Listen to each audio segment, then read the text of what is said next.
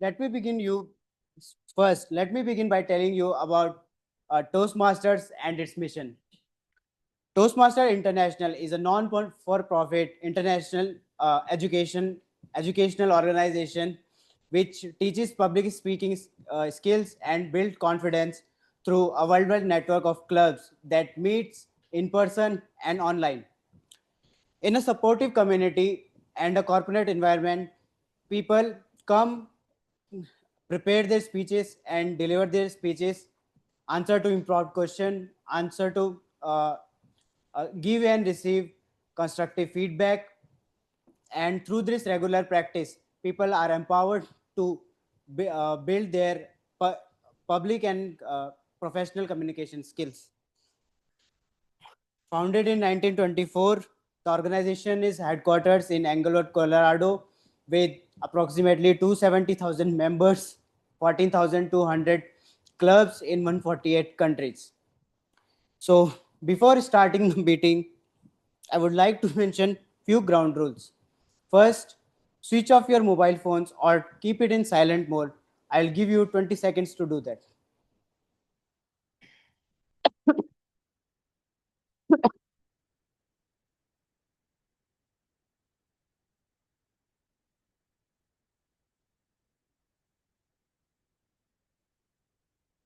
Done.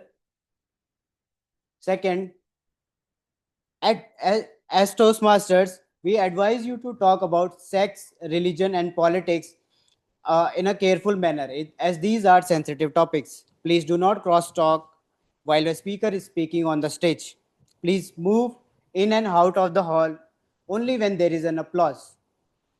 For members attending online, please keep your videos on. Furthermore, stay on mute unless and until asked by the Toastmasters of the day. In addition to these ground rules, refreshments are available as you exit at the right hand corner desk. For restrooms, as you move as you exit the door, move right across the alley, and you'll find the restroom at the end. With that, I would like to introduce the presiding officer of the day, a people lover. She is a people lover. Arundhati believes Toastmaster is the best place to meet uh, unique minds, make friends, and learn together. She is a district champion in international speech contest, table topic contest, and district first runner-up in evaluation contest of the year 2021 for District 92. She is a seven-time Triple Crown awardee, and she won Spearhead Award in District 92 in year 2021. She has taken all the seven club officer roles throughout her Toastmaster journey and also served as an area director for District 112 in New Zealand. And with that, ladies and gentlemen, please help me welcome onto the stage the president of the Bright Heart Toastmaster Club, the queen of Bright Hearts, Arundhati Basu.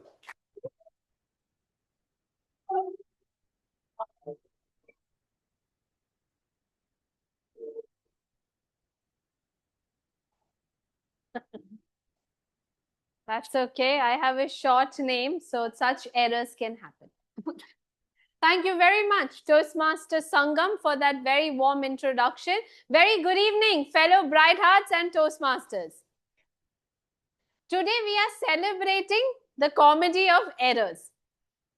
Let me share with you a story from my initial corporate days. So when I started my career, I had joined as an analyst in an audit team. That was my first role. And as an analyst, we used to audit exchange reports. So exchanges would be giving us data, and I was responsible for managing the internal audit of that. So I would check teams who make use of those data, whether they have approvals in place, etc. Simple job. And then whenever there were audits that were raised on us, then we would have conversations with the exchanges and inform the teams that are responsible to either provide documentation or have made some misses to tell them that, okay, this has been missed, you have to plug the gap. That was my role. So one such exchange audit, I was writing to a particular team and the stakeholder was pretty senior. But my information or the message I had to send was very simple. I had to tell them this is to intimate you that your team has made these errors and you would need to provide the necessary documentation or course correction that has been done. Simple. So I wrote it and I sent it. There was only one difference. Instead of writing, this is to intimate you, I said, this is to intimidate you. And then this is one of my first external stakeholder communication ever in my corporate journey. And that's what I wrote. And believe me, ladies and gentlemen, I don't come from a place where I don't understand the difference between intimate and intimidate. I absolutely know what it means. So I sent it. The stakeholder figured, he was a very, very senior man, someone with 28 years of experience back then when I'm starting my career. So he reached out to my manager and said, in a very funny way, oh, looks like your team is intimidating me these days. And then my manager called me and she asked, Aru, what did you write? And I said, oh, no, nothing. I just said, these are the errors. Did I miss something? She said, no, it's just that you were very intimidating. And then, of course, we went through the email. Eventually, over the course of the years, my manager back then and I happened to become very good friends. And even today, we laugh about my first ever email being so intimidating. So that's about errors. At that point, I was terrified, horrified, and all other words you can think of because I was a new fresher starting off my career, and that's what I did. My first ever email. So that at that moment, it might feel very horrifying that my God, my career is doomed and it's never going to go anywhere. But when you look at it several years back, it only makes you laugh at it and think, even that could sail through, so the rest will. So that's about errors. They are great ways to learn, to remember. So next time ever, if I use the word intimate, I made sure I checked it. It was correct, the spelling was right. So they teach you things, but in hindsight, they make you laugh. Had somebody not made an error in their life, you and I wouldn't have been here today. What I mean by that is, for anybody who thought Toastmasters is a place where we make bread toast, that is not true. But Toastmasters sure has got its name from the true word toast. Dr. Ralph C. Smedley started Toastmasters International because he realized that people weren't able to raise a proper toast. They would make errors while raising a toast at weddings or at any celebratory occasion. And he started this platform to help men be able to raise toasts. That is the initial reason why we got the name Toastmasters. So I think that cleared some doubts in some people's mind today. But what I mean to say is, Toastmasters International, one of the most popular organization known to help people develop their public speaking and communication skills, also started on the basis of errors made by people. So that's the power of an error. It can not only help you learn, but it could start movements as big as Toastmasters, which today is spread across the globe, helping millions of people learn how to become better communicators. Bright Hearts Toastmasters didn't start out of any error. It was intentional and we deliberately started it. But it was started to help all of us make small fixes to these errors that we might be making in our regular conversation. So over the last 1 year, now that we are more than a year old, we have happily touched several lives and today are a home to 42 proud members, soon becoming 43 members.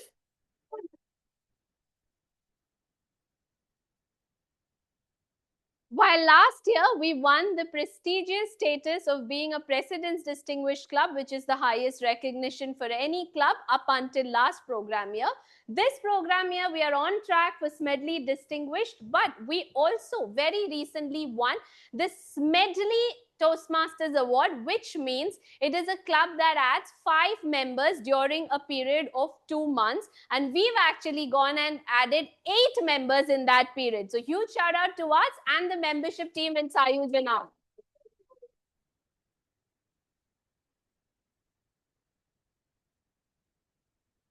I got an email hit my mailbox last day saying your club won Smedley Award, and I went woohoo. We didn't only get that, but we also got an award from District 121, which is a standee, and I'll bring it next day. So, which means now we don't only have one standee, but we have two standees. But again, well done to all the new members.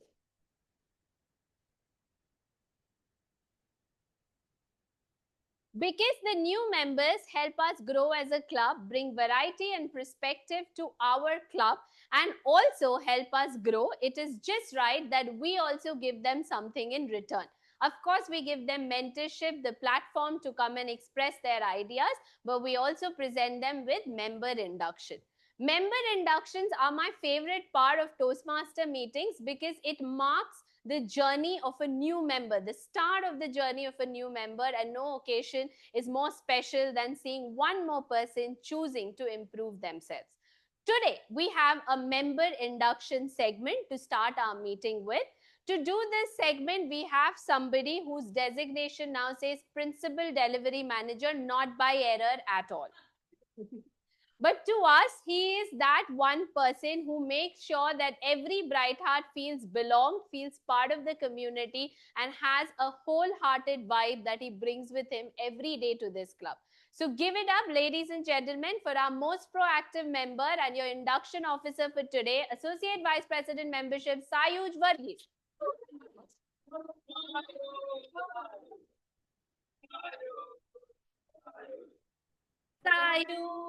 Sayuj. Thank you, TTM Arundhati and the cheering squad. Okay. Fellow Toastmasters, it's our duty to induct one new member into the Bright Heart Toastmaster Club. It's an important occasion both for this new member and for our club. This individual has come to Toastmasters seeking to improve his communication and leadership skills. And now we have an opportunity to help him grow and achieve his goal. Now I call upon the new member. By day, he writes code. By night, he runs marathons. And somewhere in between, he pretends to have a social life. Wow. His code is clean, his diet is clean, but his browser history, it's full of, why is my code not working? Welcome, Toastmaster Teju Raju.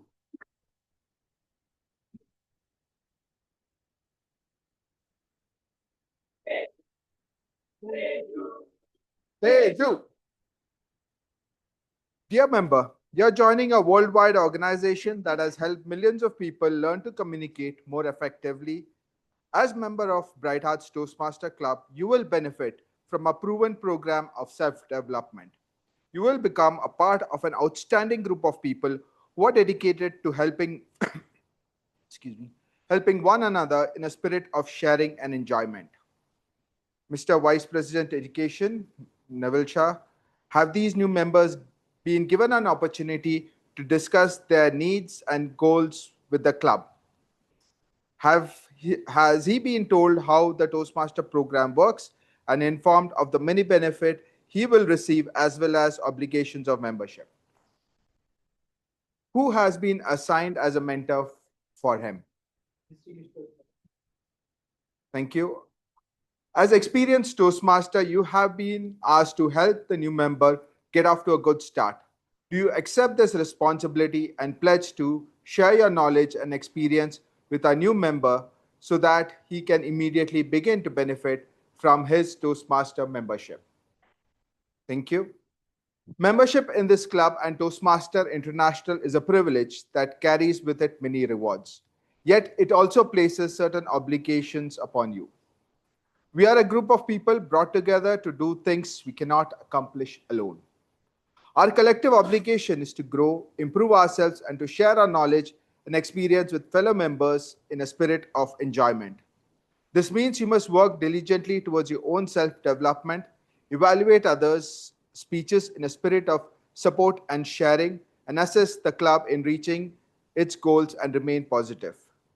We ask you, our new member, to dedicate yourself to personal growth, to share this great gift with your fellow members, and to help keep this Toastmaster strong and dynamic. Please affirm your membership by repeating the following words. I Your name? In the presence of my fellow members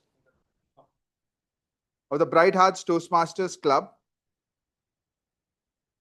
make this firm obligation to attend meetings regularly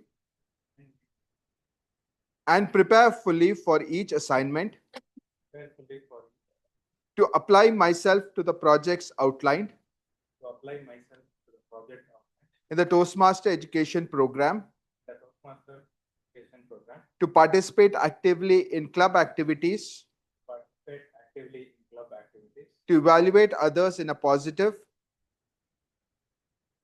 constructive manner, to build open, friendly relationships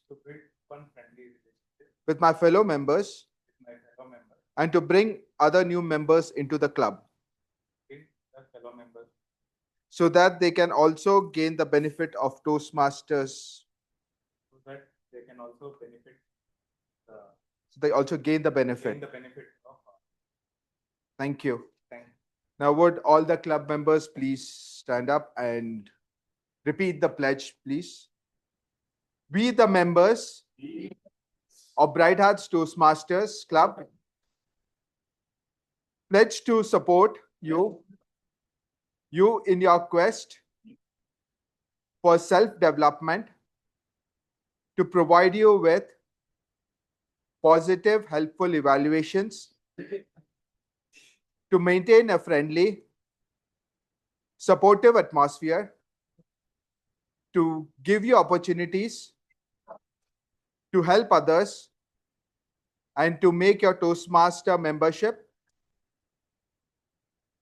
a rewarding and fulfilling experience.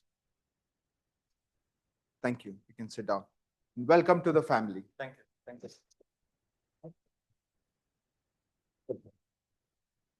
And now back to the presiding officer.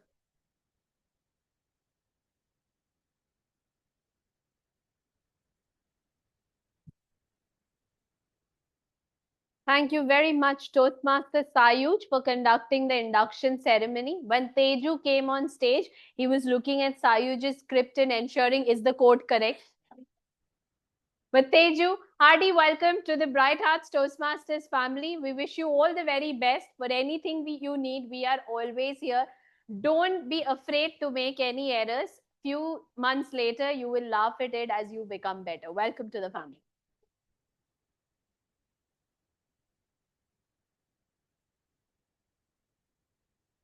Talking about errors, let me share one more.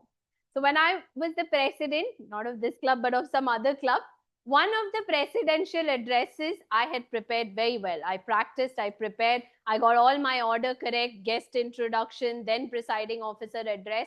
And after I finished the presiding officer address, which ended on a very motivational and impactful note, the audience was moved. I was also very happy with myself, and I happily said, now handing over to the Toastmaster of the day. I said this, and as I stepped off the stage, I realized, oh, I didn't open the meeting. So I walked back onto the stage and said, well, the Toastmaster of the day cannot start just yet because there's one important thing to do, and that is I have to open the meeting. Now, the G, of course, was no less of understanding that this is not a staged act. This is something that I forgot. It was an error that was being covered up. So he very nicely in his G evaluation said, I think our presiding officer is practicing her professional skills of covering up here on stage by covering up the meeting opening. But again, in hindsight, that always reminded me that if I'm ever the presiding officer, one thing I should not forget is to open the meeting.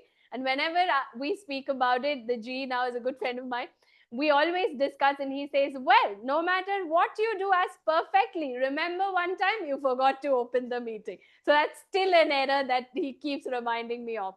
Today, I'm in no mood to make that error. So that is why I hereby declare meeting 55 of Bright Hearts Toastmasters open.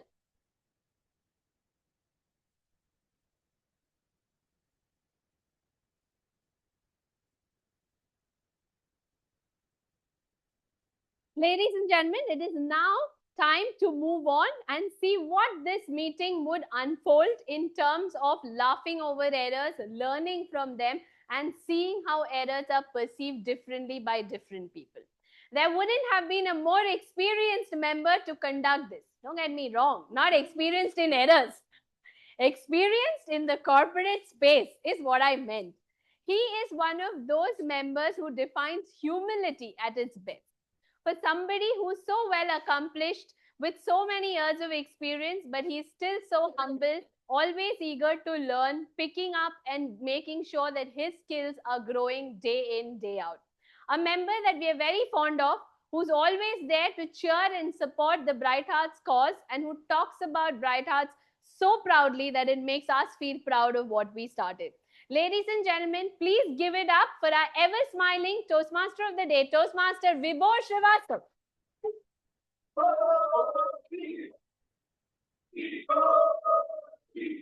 Thank you.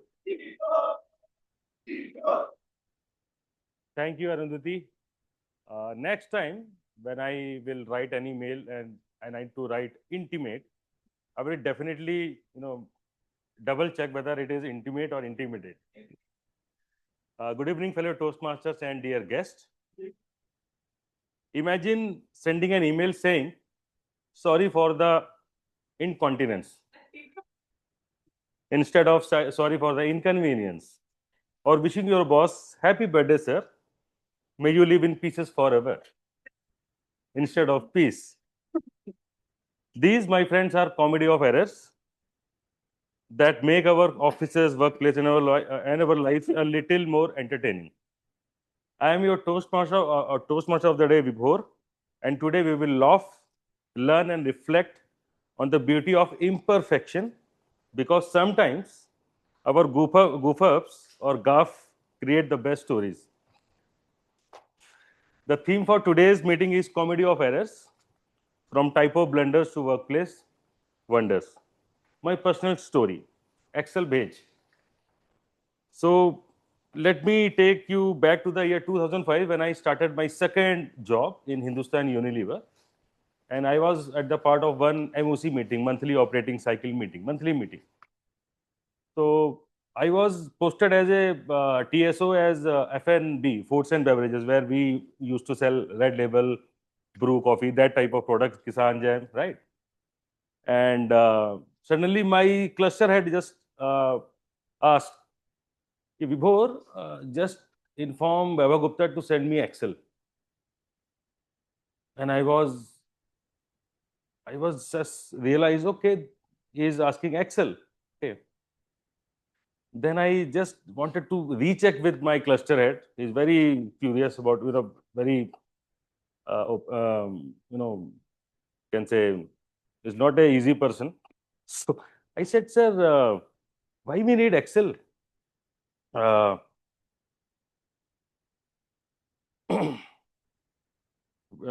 we need Excel? But honestly, when we work in a company which sell detergents, your brain automatically assumes that every Excel is Surf Excel. So with complete sincerity, I asked again, sir, Surf Excel, why do we need in this MOC meeting?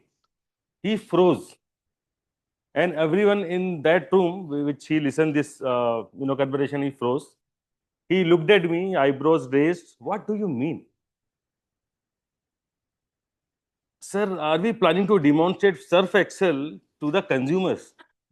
To show how quickly and cleanly it removes stains.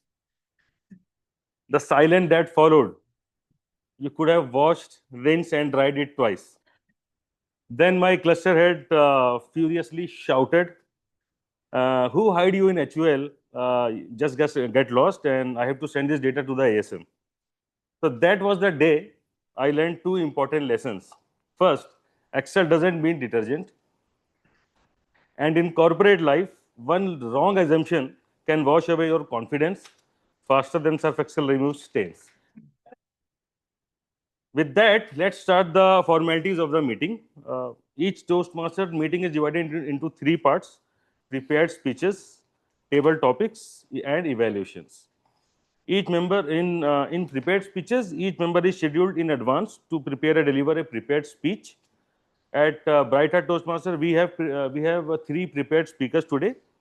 The speeches are normally between 5 to 7 minutes in length. And table topics. So one of the most challenging elements of communication, which is impromptu speaking. So table topics offers the ongoing challenge to speak in front of group without preparation. And then evaluation. One of the most rewarding elements in Toastmaster is to deliver a speech and then get evaluated in supportive environment.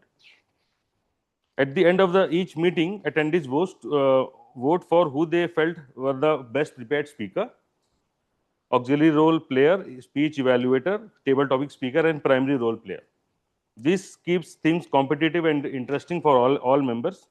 It also gives newcomers to the club something to strive for. Before we begin the prepared speech section, I would now like to call upon the general evaluator, Aditya. But before he dives in, Aditya has his hilarious little story from his workplace. So picture this: an eager HR intern, fresh into the job, wants to help new joiners settle. She sends out this sweet welcome email about her hotel stay, very thoughtful. I know it's a small budget hotel and everyone may not like it, but hey, it's nearby, you can walk to the office. Now, that would have been fine, but if she hadn't CC'd and the entire leadership team. Let's just say her internship suddenly got a lot shorter in the company. So with that, let's give him a warm round of applause to our GE, Adit Patnaik.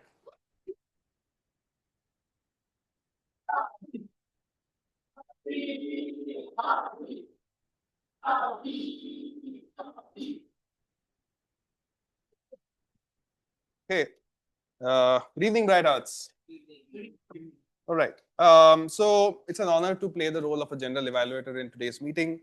And as a general evaluator, it's my role to evaluate the meeting from the start to the finish, including introducing the role takers, trying to assess what could have been done better across the meeting, across speeches, across different roles, etc. But as I cannot do it alone, I have a tag team with me who will help me do that.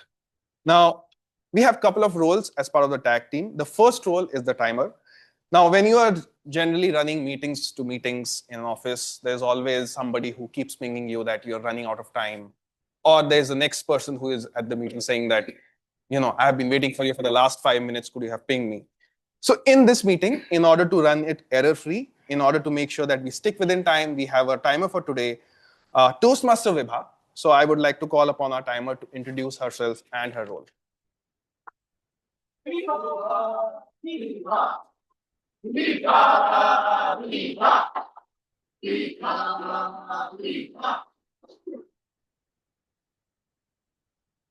evening, fellow Toastmasters and dear guests. As today's meeting theme is the comedy of errors, I recall a time from my job when I had to submit a report by 6 p.m. And so I was doing all the final calculations, double checking the numbers, and then I realized I was running late. I was in a hurry and I had to send out an email with my report. So then I realized that I made a mistake in my report. And my manager started calling me, reminding me about the deadline of this project. And I panicked and I started correcting the report. Eventually, I sent out the email. But by the time, I already exceeded the time. And then I realized that error made me laugh, but made me frustrated because my work was delayed. From that incident, I understood that we can fix the errors, but we may never be able to by the time we lost. So I urge all of you to be mindful on the stage about the timings, and to keep a track of it, I will be helping you with the cards, green, yellow, and red.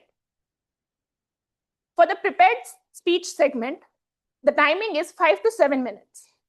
I will show the green card at 5 minutes, yellow card at 6 minutes, red card at 7 minutes. For the table topic segment, the timing is 1 to 2 minutes. I will show the green card at 1 minute, yellow card at 1 minute 30 seconds, and red card at 2 minutes. For the evaluation segment, the timing is 2 to 3 minutes. For that, I will show the green card at 2 minutes, yellow card at 2 minutes 30 seconds, and red card at 3 minutes. So this is about the timing. You need to be mindful when you are coming on the stage. With that, also the grace time period will be given of 30 seconds for each segment. With that, back to you, General Evaluator.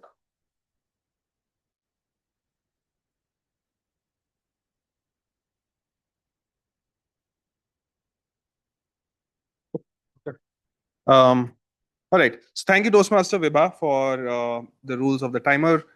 Moving on to the next role, we have the R counter, who will help us run the meeting in an error-free manner by spotting ums, and other filler words. So our R counter for today is Toastmaster Akshay. So calling upon Toastmaster Akshay to introduce his role as the R counter for today.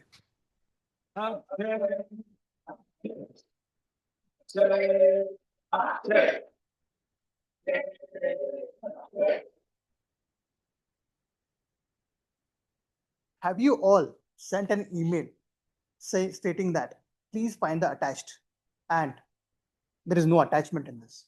How many of you? I do. How many of you? Great. So we all prone to errors.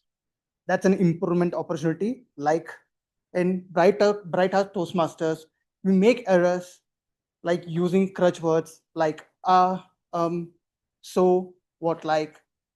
Sometimes people like, oh, actually I have to send that report. Basically, those numbers supposed to given by yesterday. These are the crutch words used or used as a filler words in your speeches. But let us understand, why do we use those crutch words? Because we don't like silence. Guys, silence is good. It is fine. It gives you confidence, thoughtful. Remember, a silence is more powerful than an Good evening, Bright Heart Toastmasters and dear guest. Today, I am your R counter for the day. I'll be listening carefully all your speeches and also observing your additional words used in the speeches. In Bright Heart Toastmaster, we speak clearly, confidently, but sometimes what happens, our brain goes for a coffee break and our mouth filled with silence, like yeah, okay, so like that, wherein we observe all the crutch words used by all the prepared speeches, evaluators, and tabletop speakers. At the end of the meeting, I'll be coming with my detailed report, wherein we will evaluate ourselves, how much we have done errors. With that, I will call upon the general evaluator. Thank you and all the best.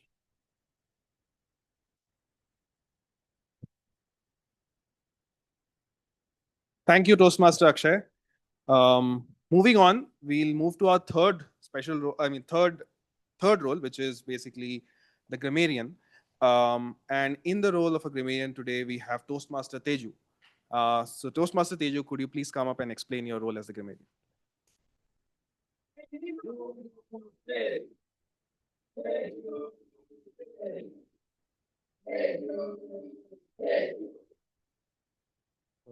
Good evening, everyone.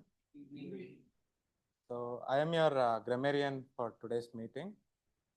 And as a grammarian, my role is to carefully listen to all your words you use, how you use these words. And also I'll be noting down like beautiful phrases and interesting vocabulary you use. And I'll also be noticing the places where you can speak more clearly. And the word of the day today is gaffe, which means an unintentional mistake which is made, which causes embarrassment, especially in a situations like professional and social situations. So you can use it in the sentences like, I made a gaffe when I sent a wrong email to my boss.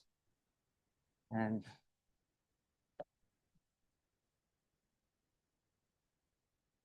then I encourage everyone to use this word throughout your speeches as much as possible, and show a thumbs up whenever someone uses it to encourage the speaker. So I'll provide my report at the end of the meeting. So thank you. I'll pass on to the general evaluator.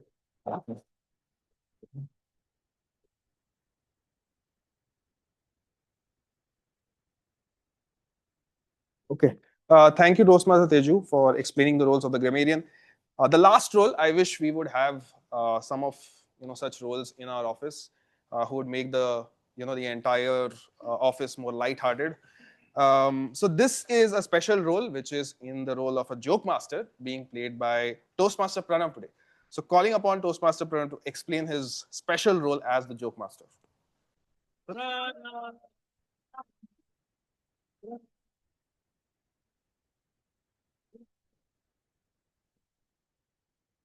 Good evening, dear Toastmasters and dear guests. Good evening. Today's meeting is Comedies of Error, and I am your joke master for the meeting. So as the role itself suggests, I'll be cracking some jokes. My objective is very simple: to sprinkle in some laughter and to lighten your mood.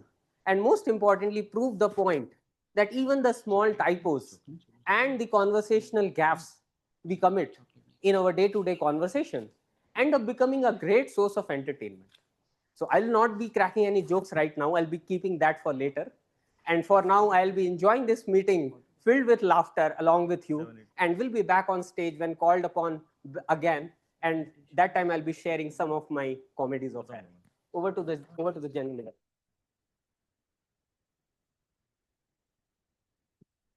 Okay, thank you, Toastmaster Pranam, for explaining your role as a joke master. So yeah, I think we are done with all the tag roles, and as a team, we'll endeavor to track and spot those small errors that we do in this meeting, so that we can all learn together once we come back and do the evaluation at the end of the meeting. Right? With that, back to you, Toastmaster.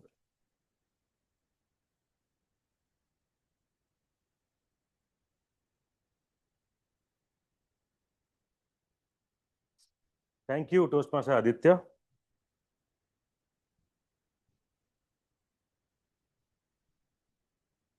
We will now begin with the prepared speech section. Before that, I would like to call up. I would like to note down that recently Akshay told me that we sometimes email that please find letter. I used to do intentionally because I know my boss will just asking I need this data urgently, and I was 100% sure during 2G days nobody has that type of internet speed on their mobile phone. So I used to say, okay, let's attach anything else in Excel and just send it. Okay. So that reminded me of that day. Thank you for this thing. Before I call upon the first speaker of the day, I would like to call upon his evaluator.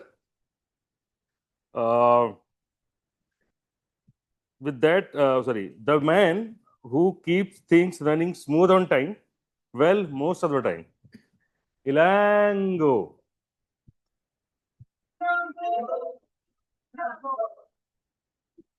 Now, speaking of time, Ilango recently witnessed a real-life workplace thriller. Apparently, there was a tiny error in calculating the payroll, and thanks to that one little miscalculation, everyone's salary for October got delayed. Let's just say this month, motivation level dropped faster than the stock market on that Monday. People who never checked their bank app suddenly became the full-time freshers. But don't worry, everything was sorted out. Peace was restored, and Ilango lived to tell that tale. So let's welcome him with a big round of applause, Ilango. Ilango. Ilango. Ilango. Thank you, audience, for loud chair and Toastmaster of the Day for introduction. Our team made GIF while posting the journal entry for the value of 6 million instead of 60,000 USD dollar. My super boss called. He's given feedback humorously. Hey, Longo, your salary will be 5,000 this month. 10 cut. Luckily, you corrected that error within the same month. So next month, next time it happen, it will the same salary will credit in your in your account. With that, I would like to ask you the question: how many of you remember your your cycling learning moment? In my school days, I didn't get a chance to learn in small cycles, so that I learned from my father's cycle. So while learning, we started with off pedaling like this. We'll hold that bar like this. Then we'll be getting to the full pedal on the bar. We'll be put that leg like this. Go, go, go. Third stage or final stage, we'll sit on the seat and drive. Some pro will be take the hands on the handle, then they will drive. Like that, we also progress on our pathways, level 1, 2, 3. Today, our first speaker going to do the project name reflecting on the path is project. The first path, project first one and path 2 is going to do. With that, I'm giving all the best to my target speaker. Back to the Toastmaster of the Day. Thank you.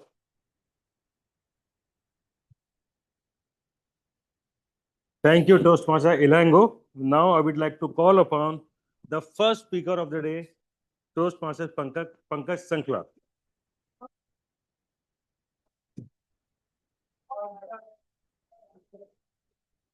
Now let's welcome our next speaker, the man who literally broke limits and a few computers along the way. Pankaj Jani started as a curious kid in Rajasthan, where even camels wished for air conditioning. From dismantling a Pentium 4 computer and maybe not quite putting it back together to building his own IT company in Bangalore, he comes a long way. He's gone from making PCs to building a company, from fearing public speaking to owning the stage. Truly a story of turning curiosity into success. So let's give a big round of applause for our inspiring keeper, Pankaj.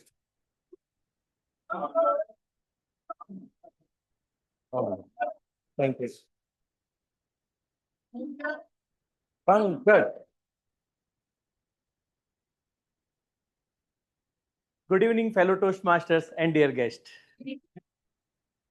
When we drive in the night, dark nights, how much far road our headlights can show us?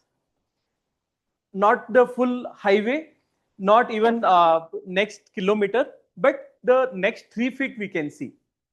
So, but still we keep moving forward with the hope of, once we take these 3 feet, we will that next 3 feet will be appearing.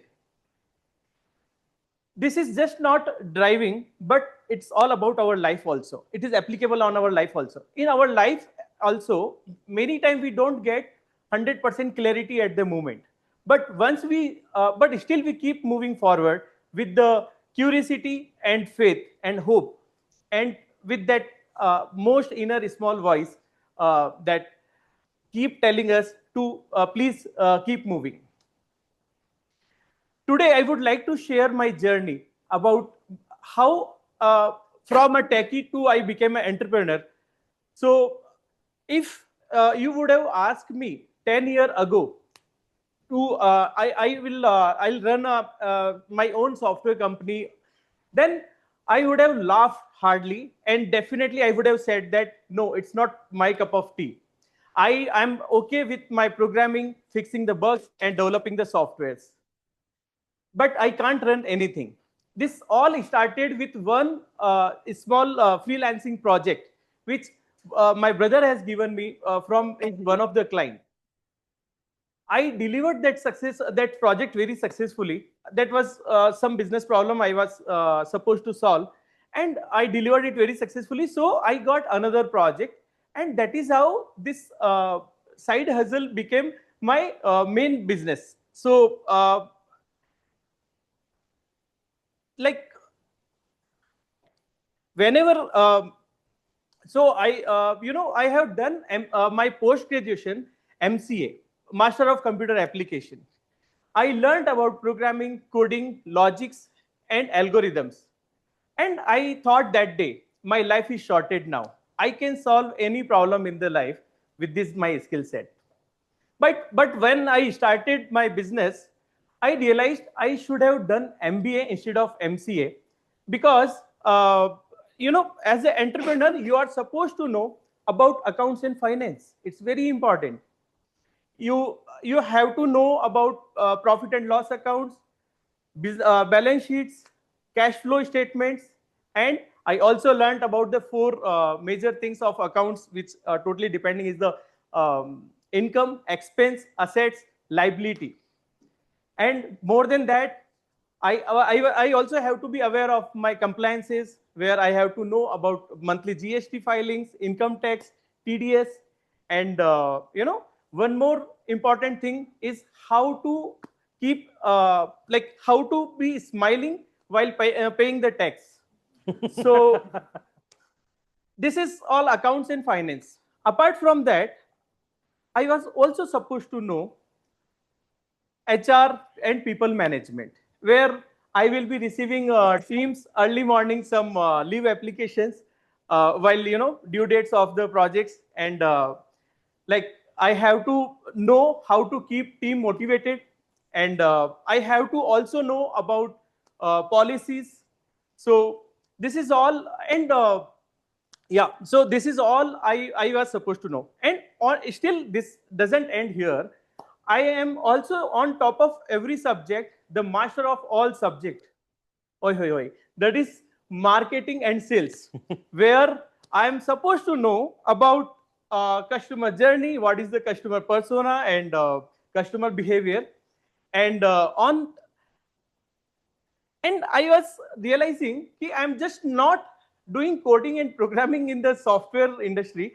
I am supposed to know about the color psychologies and the brandings and the hashtags. So this is all I learned. And while getting into entrepreneurship, no one told me that the entrepreneurship is the crash course of everything, all the subjects invented on this world. Because to run a successful business, you have to know everything while running this processes. So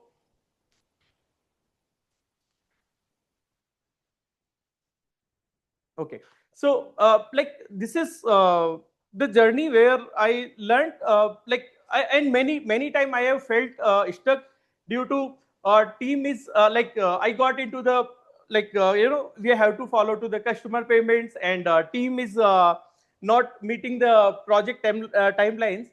So that is where I have to keep myself calm and composed, and that is where peaceful mind can see the next 3 feet of road.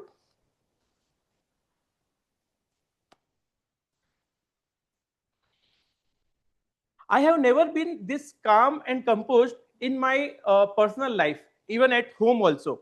Even if I never find my charger of mobile, I used to get very angry. But this entrepreneur journey has taught me how to be very calm and composed when things are not working out. So, so in the life, whenever we are not getting 100% clarity, wherever on whichever road you are, with this, whenever I feel things are not very clear in front of me, I just remember this golden rule of my life, I have to stay calm for the next 3 steps, and next 3 steps will be appearing. So that's all. Thank you so much. Thank you.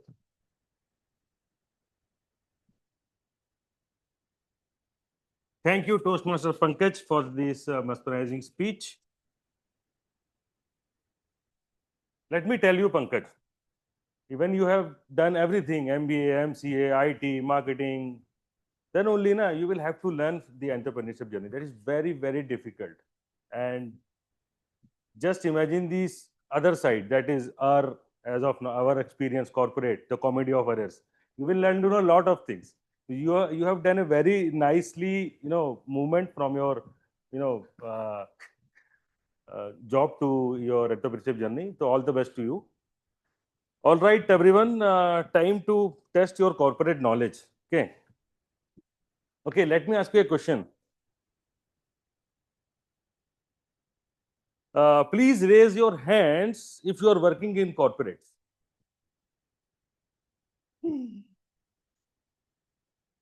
Okay, and who is an entrepreneur here or still on the family payroll? Only one. Okay. So don't worry, no HR appraisal here. This is just for fun. I'll show a few light corporate quiz question. Please give only wrong, illogical, yet totally corporate style answers. Okay. Yeah. Every hilariously wrong answer gets a chocolate from Sangam. The ground rule is everyone has to, anyone has to answer. Please raise your hands. Okay. Okay. Let's guess first. What is this picture all about? What is this?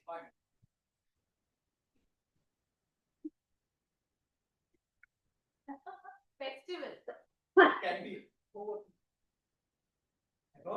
Okay.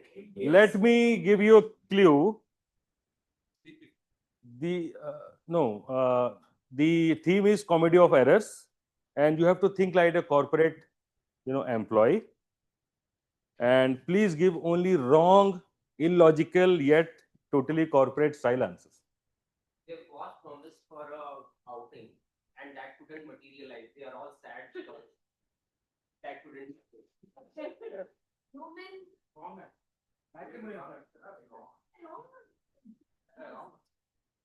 So you know all the answer, boss.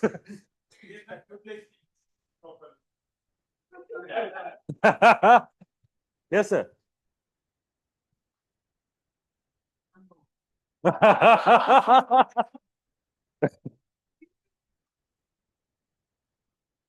So, as per corporate employee, it is a prison. So, think like that. Okay. Now, next slide. But you have to raise your hand first. Wrong, illogical, corporate style answer. Okay, give it to Akshay because this is already, he's already sir, HR. Sorry, Devsha. Okay, now third one. You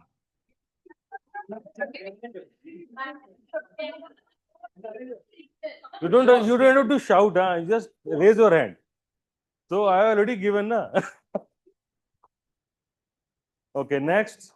First you need to raise, don't talk. Okay. Manager, CEO. Yes. Both. Yes, ma'am.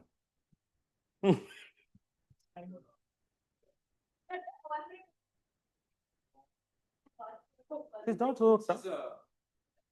By manager relation.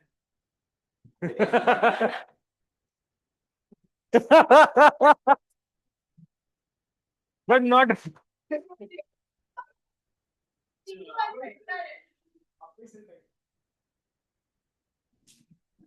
Just imagine, I think 6 months back, it was a huge discussion, controversy about this. How long will I see my wife? Okay, give it to L&T employee. L&T employees.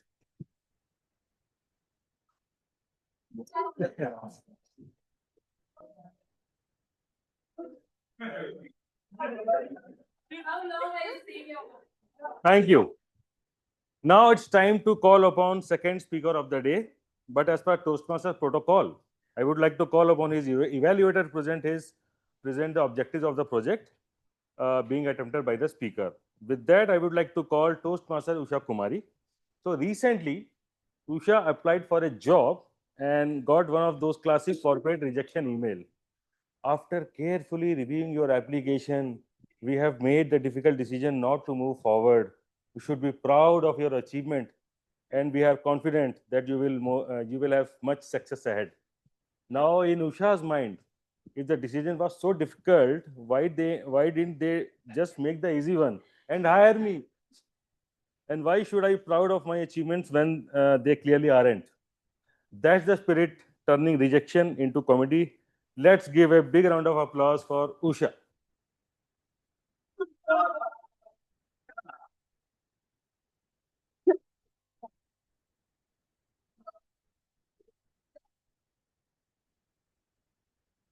Today, as the theme says, comedy of errors, we all make errors, be it sending the wrong message to the wrong person or maybe the right message to the wrong person. It could be through emails or through WhatsApp or messages. But how good it would have been if we could easily quickly correct those mistakes so that we can progress in life. So as an evaluator, I'm here to just evaluate and see what are the points that can be well done. So I am today the evaluator for my target speaker who is giving his speech for level 1 project 3, which is introduction to vocal variety and body language, and his pathway is presentation mastery. Timer, please note that the timing of the speech is 5 to 7 minutes. And with that, I wish my target speaker all the very best for his speech.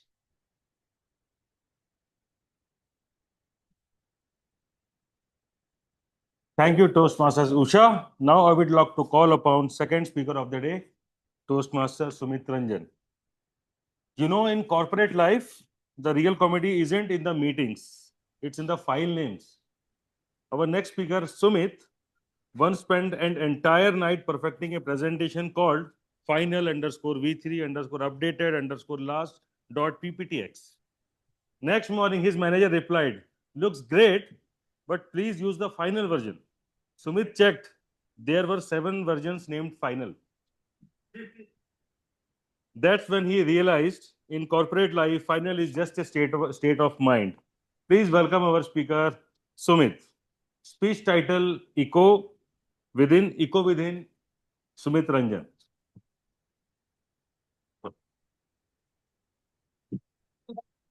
Good evening, everyone. Yes, good evening. Have you ever heard your own voice echo and Yes. felt like it didn't sound like yours?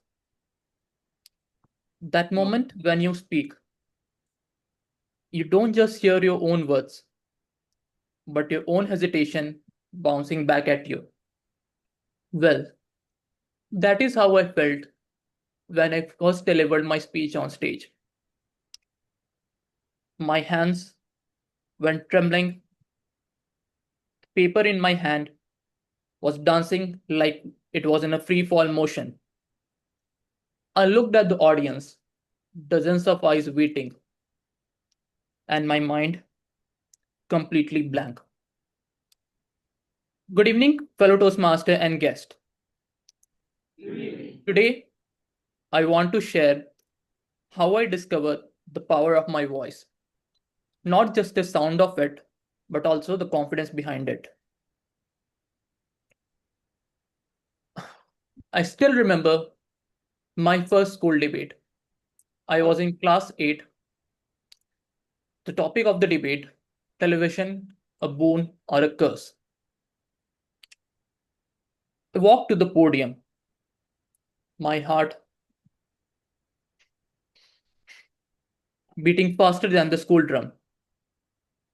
I could almost hear it in my ears. I looked at my paper, took a deep breath, and opened my mouth to speak. But I couldn't speak anything. The teacher behind me whispered to me, Smith, please speak something. And so I tried. Uh, Television is a boon because no, I couldn't speak anything. My mind went blank again. My classmates clapped anyway, more out of pity. But deep down, I still remember that moment vividly. My shaky voice echoing through the huge walls of the classroom. That was the day I realized public speaking is not easy, especially when you don't have confidence in your own voice. That day, I made a promise to myself. One day, I'll speak with confidence, not to impress anyone, but to express what I truly feel. Years later, in college, I joined a drama club. At first, I was just a support guy, carrying papers, fixing tube lights. But one evening, the lead actor fell sick. The coach turned to me and said, You are going to play the lead, you are going to be on stage tonight. I froze. Every part of me wanted to run. But somehow, I gathered courage and moved slowly and steadily to the stage. The lights were blinding. The audience was waiting. And in that deep silence, I spoke my first word. Something magical happened that day. The trembling in my hands had gone. The audience around me felt like a family. For the first time, I wasn't performing to be heard. I was performing to connect to the audience around me.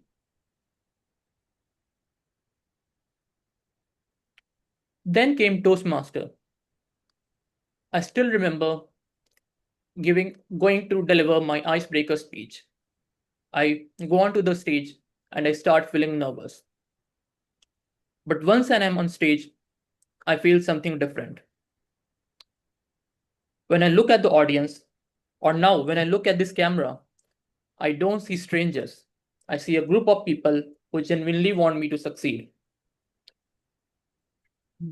And in that moment, I realized something deeper. It is not the volume of your voice that matters. It is what matters is how you try to connect to the audience in front of you. It is not how much you move your hands or body. It is what matters is with how much conviction you are trying to connect.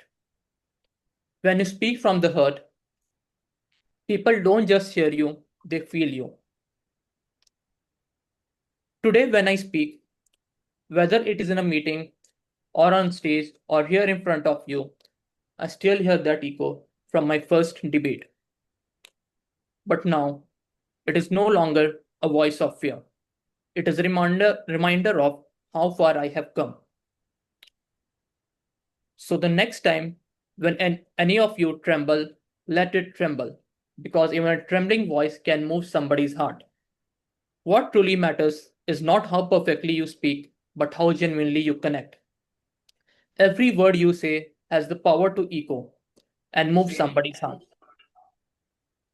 So, find your echo, nurture it, trust it, and let the world hear it. Thank you.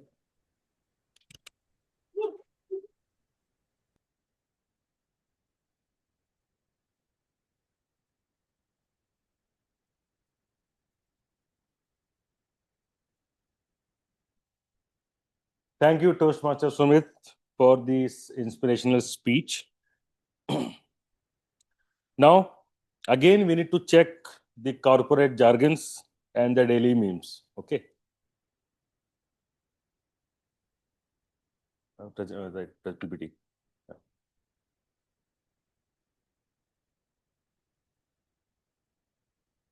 Now,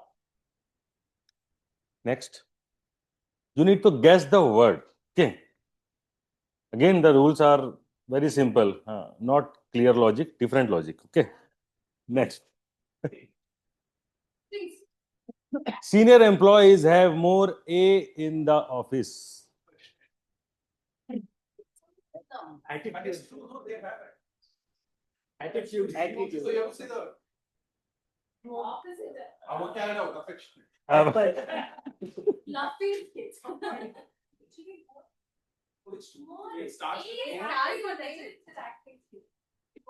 Just imagine. That's Apples in the. what? Okay, think like that you are a junior employee and then you will see senior employees like that. This is the actual right answer. Why it's wrong answer?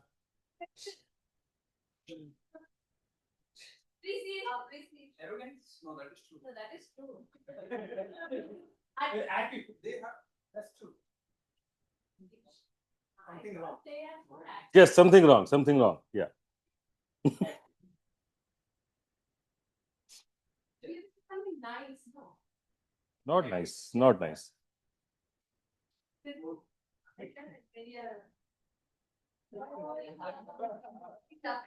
Arguments? Very tough. Ambition. So the wrong answer was affairs in the office. Affairs. But Arundhati was so close, so ideally I should give this chocolate to other people.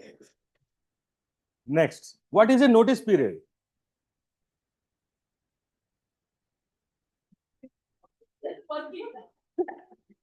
No, define a notice period as a funny or The freedom period. It's the time that you spend a lot of money on chais.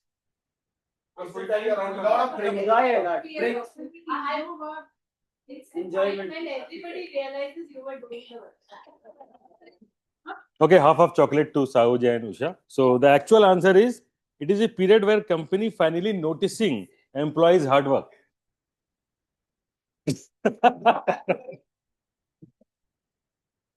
Next. Sangam.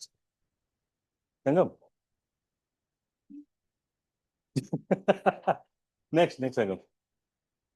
What is the favorite part of your job? Any three?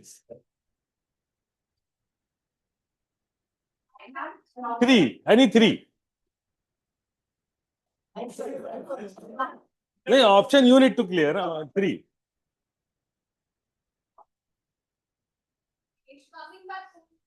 Almost close. Okay. Salary day, lunch time, and logout. Well done. Suppose your manager asks, where do you see yourself in 5 years? Mirror. Next company.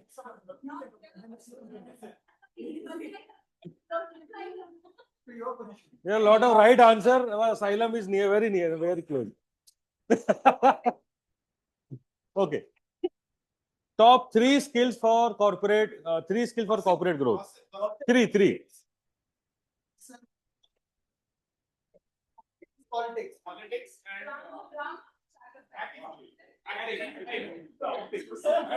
All of you are correct. All of you. Thank you. Yeah. There is next? No.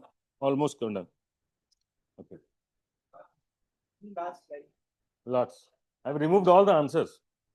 Now it's time to call upon our third and final speaker of the day. But as per Toastmasters protocol, I would like to call upon his evaluator to present the objectives of the project being attempted by the speaker. With that, I would like to call Toastmaster Madhur Palte. So he said, in corporate life, errors are like coffee breaks. They happen daily, from sending the wrong email to joining the wrong Zoom call. Madhur has seen it all. Let's hear from someone who knows how to laugh through oops moments. Please welcome Madhur Pandey. Madhur.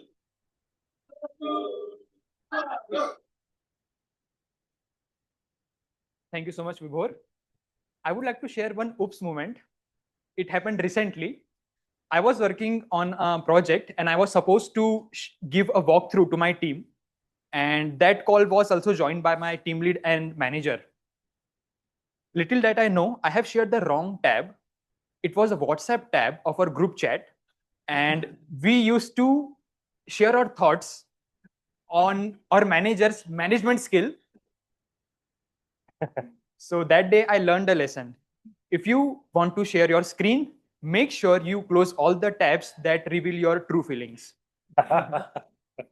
Going ahead, today we have privilege to listen to the speaker, Toastmaster Devsha. She will be attempting level 3 project 4, and the purpose of her project is to practice of being aware and share feelings and thoughts, as well as her response to others. With that, I wish all the best to the speaker. Back to you, Toastmaster of the day.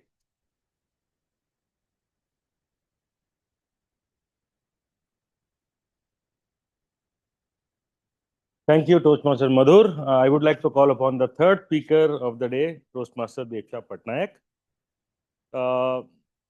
She once asked Mr. X what would be the rating for new joiners in their first month, with 5 being the highest and 1 the lowest. And Mr. X confidently said, "Oh, they should all be rated 1." Now, picture Devsha patiently correcting all the analysis after that, only for Mr. X to heroically finish the job by deleting the entire sheet.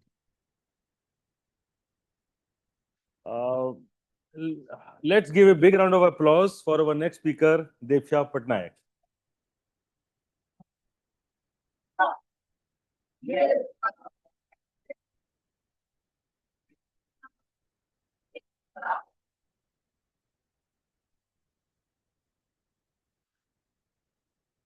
Have you ever met someone who can make your blood pressure rise only by saying a hi? Well, I did. Whenever Mr. X opened his mouth, my inner peace would pack its bag and say bye. Good evening, fellow Toastmasters and guests. As a part of Pathways Program Dynamic Leadership, I took up the project called Focus on the Positive. Well, as part of this project, the objective was for me to consciously practice positivity. It's basically to manage if people irritated me or not. Spoiler alert, I got irritated a lot. Well, I thought I'll start observing my thoughts, my actions, my reactions, and make a note of it. And I did it for 2 weeks. It was like watching my own soap opera where Dhoom Tana Nana was the background music that was playing all of the time. And that's where I realized something profound. Positivity is like music. It's at times soothing, at times upbeat, and at times it's just noise. Well, at work, I consider myself as a coach, supportive and composed. Then, of course, came Mr. X. You all heard about it.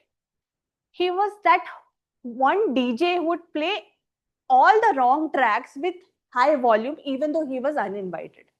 He smelled like he has fought with a cigarette and has lost. He would constantly argue over simple tasks, miss deadlines, and stroll around like the CEO of excuses. I tried to help him a lot, explained tasks 3 times, gave step-by-step guides, even showed demos. He still got it all wrong. At one point of time, I thought maybe I should hire a priest. He clearly needed divine intervention. And one morning, I decided I need to change my playlist. I reached out to a few trusted colleagues, and they all said the same thing. Devsha, protect your inner peace. And that became my ringtone. So I started my days with music, listening to A.R. Rahman, listening to Taylor Swift. My emails also started getting 40% kinder. And with Mr. X, I ensured that I maintained clear and concise communication. An act of self-control rather than avoidance. Meanwhile, I started keeping a gratitude journal, writing 3 things I am grateful for every day. Sometimes it was deep, grateful for my health, and sometimes it was just survival.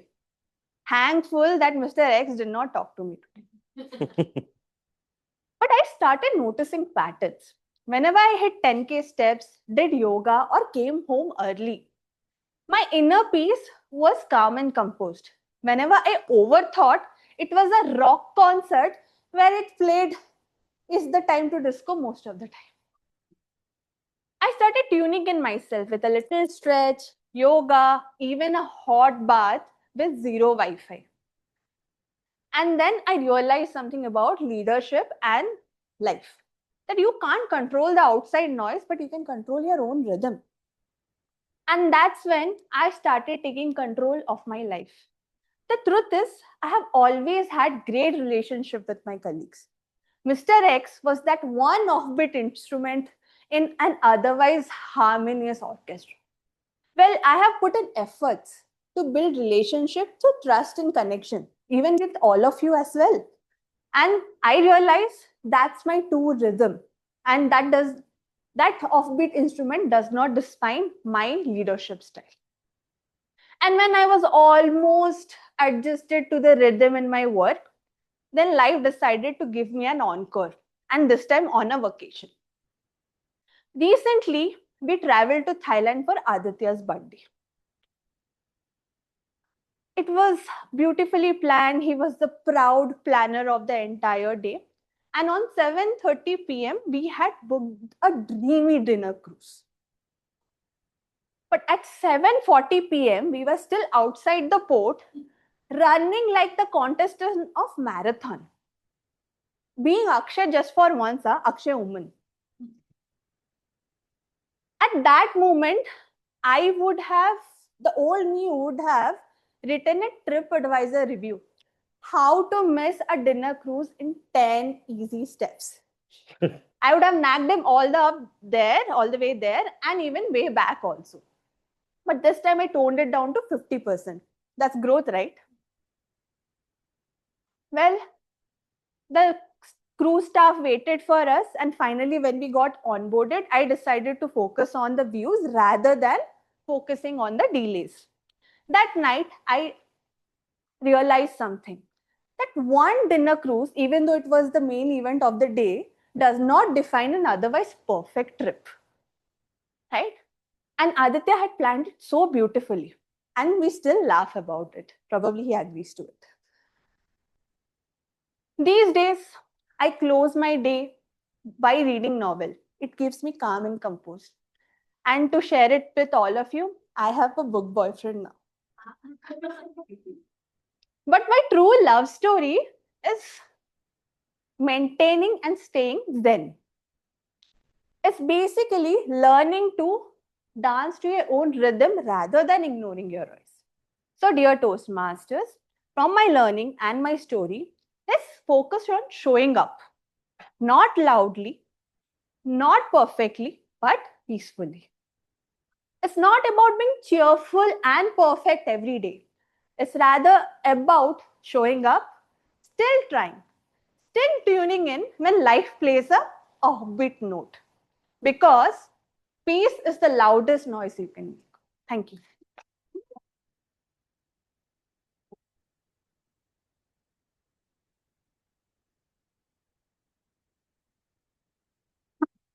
Thank you, Devcha, for this inspirational speech, Staying Zen. Okay, now it's time for voting. Let's take out your phones or maybe type in the hyperlink bit.ly bstmvote1 or just scan the QR code.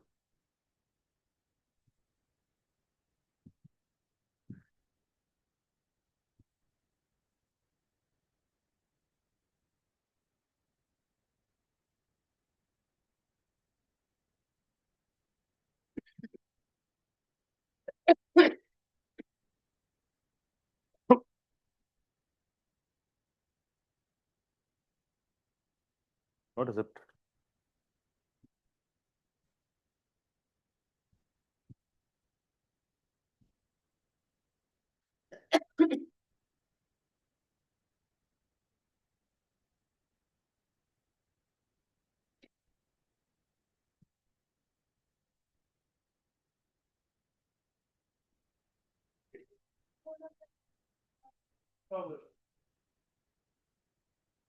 Okay, now if you can refresh it.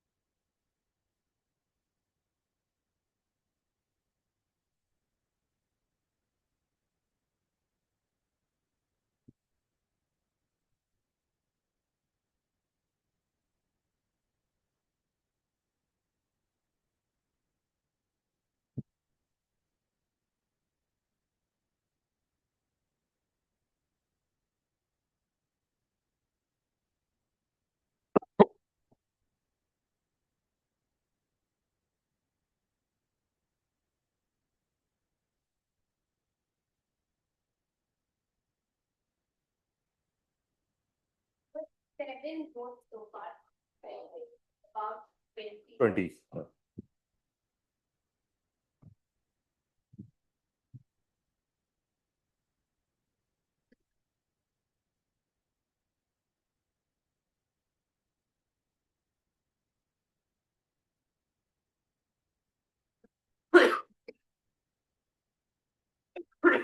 With that, we will have a short break of 15 minutes. We will come after a, I think, 6:45, 5:45, 5:40.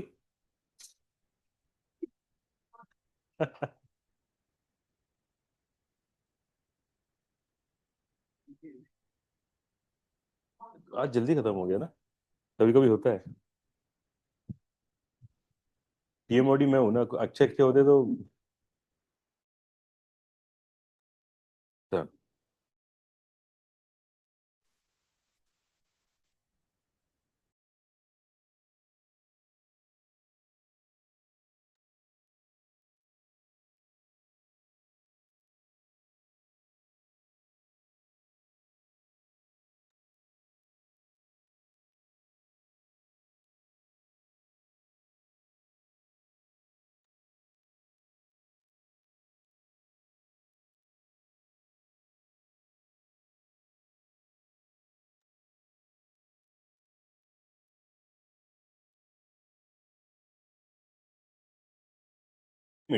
okay.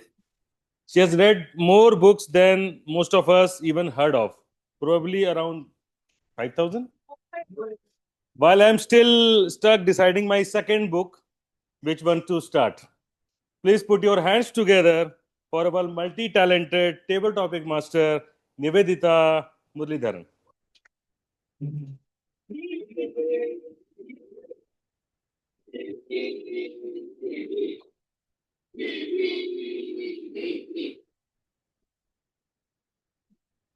Vibhu did make me sound like a fossil, but I'm not that old, okay? Good evening, fellow Toastmasters and dear guests. I think today there are no guests. So, like every one of us have made some workplace minor mistakes which have ended up becoming hilarious stories later in our life. Those face palm moments which later in retrospect, when we think about, we can only do one thing, that is laugh. Be it sending a reply all instead of reply, or not reading the body of your mail and sending intimidating instead of intimate. It could be anything. But when you think about it, what is a work day without few minor gaps? Well, just another boring Tuesday. So today, my table topic section will be celebrating these minor blunders, which actually, when you think back, these minor errors will be adding lot of entertainment to your otherwise boring work day. So, and these kind of errors actually make us realize that we are all humans and these errors are actually necessary for our own growth. So, the ask is minimal. I will call you upon the stage and I'll ask you to pick up a chocolate from here. Okay, there is the minis. So a lot of nice chocolates are in there. And once you pick up, there's a number behind that. Use the number, and once you read out the number, I will have a topic here. So that is all you have to do. And first I'll ask. So please note that your timing would be 1 to 2 minutes, and the timer has already explained us on the same. And please try to use the word of the day, which was GAF. Yes. So who wants to come up first? Sayuj Varghese, please come.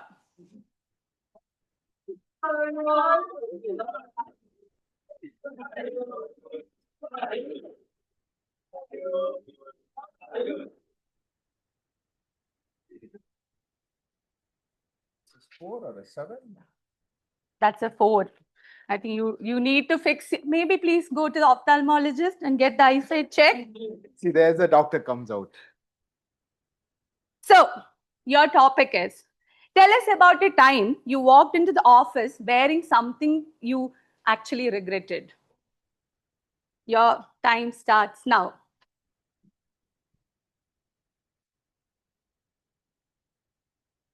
Good evening, fellow Toastmasters and guests. Diwali time. That wonderful time where people wear such lovely clothes. The shiny clothes, the women look so beautiful, the men. Okay. So, the HR sent a mail. You all need to be in ethnic. Like, okay, I have to be Indian ethnic, not unlike someone who decided to be Texan ethnic recently. But so I didn't have a pajama. So I decided to wear the Kerala Munda to the office. And then when I went there, I had a nice white kurta and I wore the munda and went to office. And I saw in office, no one had worn anything ethnic. I got the date wrong. It was supposed to be the next week, and I reached there fully ethnic, looking like Manyavar collection series. And that was my story about what I regretted wearing to office.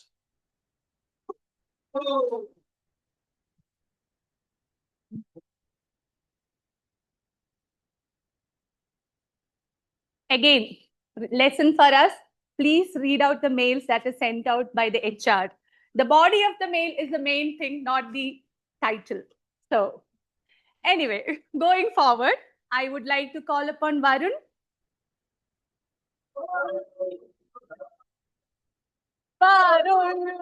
Varun. Please pick up a chocolate. Just mix it up. Okay, you got the Twix. 1. Wow. So Varun, I don't know if you have hybrid now, but then throw back to the pandemic times. So if your home office could talk, what embarrassing secrets would it reveal? Thanks. Yeah. Thank you, Nivedita, for that topic. Good evening, fellow Toastmasters and dear guests. Yes, if my home office can talk, it tells a lot of embarrassing things which I have done during my work from home times. The first thing which comes to my mind is the place where I used to visit my calls. I used to visit on my terrace, near my balcony, near my parking lot, anywhere I used to visit the calls. And those calls are not just normal calls. These are like biggest team calls where I have to speak something very, whatever it's needed, what work I have done. It's like a stand-up meeting. So whatever the reason why I used to do that is that so that the network will go down and slowly I can delay telling whatever I am doing. So that's one thing which I could remember, this kind of embarrassing or what my home office would tell. And the other things are the clothing which I used to wear during the home office style. As we all know that we used to be in so casual attire, so we used to not care what we wear during our work from home times, right? I used to wear just my sleeveless banyan and shorts and start working from morning till evening. And yeah, this is something very embarrassing to me also.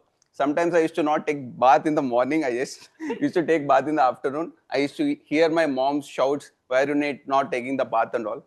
So all these embarrassing things I have done during my work from home times. Yeah, that's it. Thank you.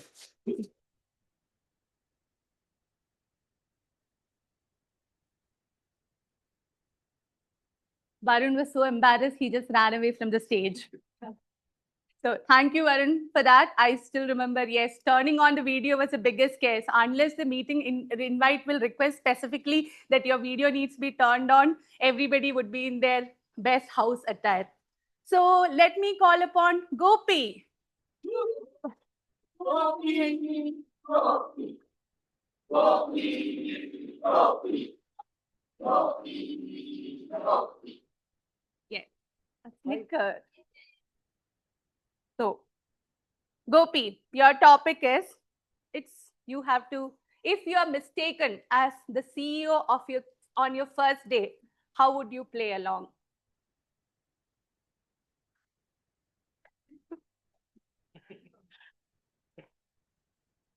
A bright new day. I walk into the office. New office, newly built. You're just getting to know the space. I dressed well. I decided I'll go in formals. Now that's very unusual in my office, trust me. If I'm mistaken as the CEO of my company, I'd first be given a bouquet of flowers. Maybe I'll just walk into the floor and the security escorting me. I get into a meeting room, a coffee comes in. I'll probably first have a word with the HR. I'd say we need to make beer legal in the office. Yes, why not? Well then, I'm going to send. No, bad idea. Shouldn't be talking about this on the stage.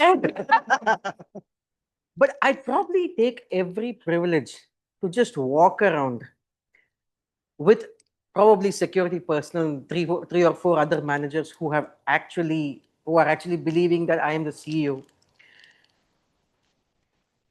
Well, this is embarrassing.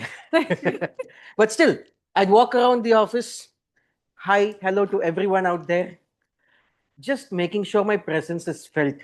Because any day when they come to know that I'm not the one, probably I'll have a friend or something to talk about during breaks or near the coffee machine. But it's also going to give me a thought. What if I have my own company like Pankaj? One day, this feeling of just it's not going to be a gaffe, right? So I'm not going to pretend. When I have my own company, probably I'll enjoy all these benefits. So I think that pretension itself is going to teach me a sort of, or make me prepared for what I want to be later. Thank you.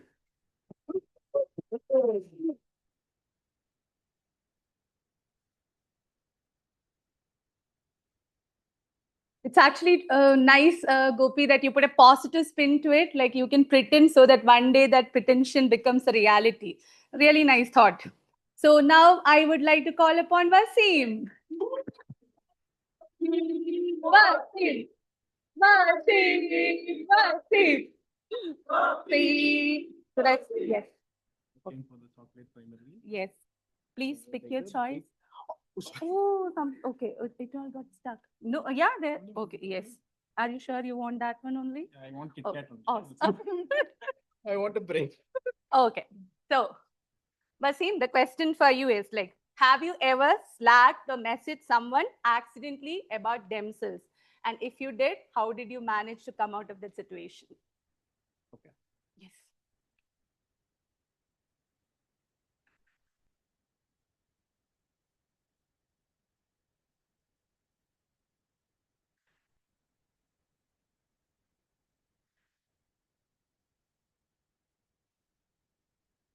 Good evening, Toastmasters and my dear guests. Good evening. I have done a lot of gaff in my career, but somehow I haven't done this particular one because I am always so conscious that I double check before I send to anyone. Because I had one incident similar to what Arundhati had, which made me realize I should be conscious enough. How many of you know the Jurassic Park movie? When they first enter the Jurassic Park, do you know how the kids will like look at it in awe? That's how I looked at when I entered into Infosys office for the first time. Like when I went into Mysore campus and I was like, what they have built so far, it's like, but so Mysore and Infosys were like so close to me, just like I joined as the newbie, and I was so desperate to prove myself there. And I started my journey, and then after my training in Mysore, I got moved to Chennai, and I made sure like I like ticked every box so that I stay as the best employee kind of a thing. But all of a sudden, HR called me one day. I didn't know what happened. And then but I knew from the way she made it is something very serious. So like, I was really scared because this was my first company and it is like so important to me. When I went, she said like, why do you transfer company data to outside? And I was like, even more shocked. What did I do now? And Infosys is very particular about this. That's when I realized what I have done is, in my kind of being studious way, to send education material to Wasim Fasil at infosys.com. I sent to Wasim Fasil at gmail.com. And all of a sudden it rang the alert to the HR and they gave me my first warning. From then, I became very conscious that I'm always mindful where to send. So always be conscious, else you would get these warnings which might end in trouble. Thank you.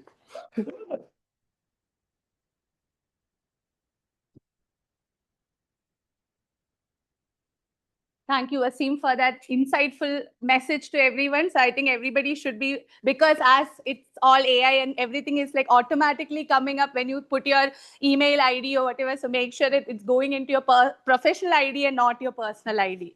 So I would like to call upon one more speaker, and that is none other than Mani Kumar.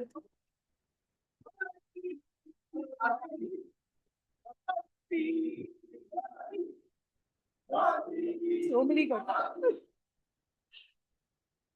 Nine? Nine. Yeah. That is 9. Yes. I think it's correct. Yeah. So, Mani, question for you is, have you ever forgotten your camera was on during a video call? And if so, what happened? Thank you.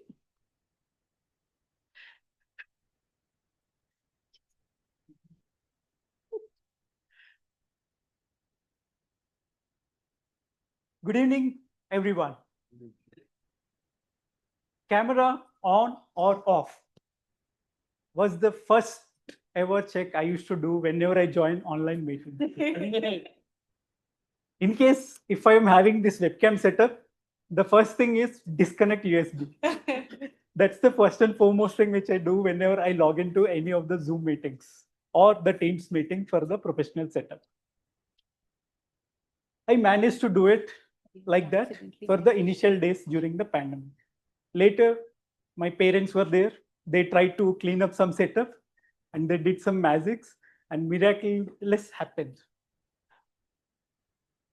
It was a gaffy which I couldn't identify it, what happened. As many of you noticed, the meme which has gotten in a way that talking as if the network bandwidth is very poor. I was about to make some statement. Today, we are going to present and give the financial advices to loading. But at the end of the background, they were able to see and notice my parents' movements. And even it was a surprise for me. So then I got a telecall to understand, do you have a problem of stammering? No, I think it was due to my network issue. But I can see your parents' movement. That's where I realized that we should be more and more cautious, however the tech setup is. But before entering any time, if you're logging in, make sure if you want to be present in video, ensure what do you want to speak, ensure what you want to present, ensure how you want to present, and avoid gaffes during that video camera talk. Thank you. And back to you.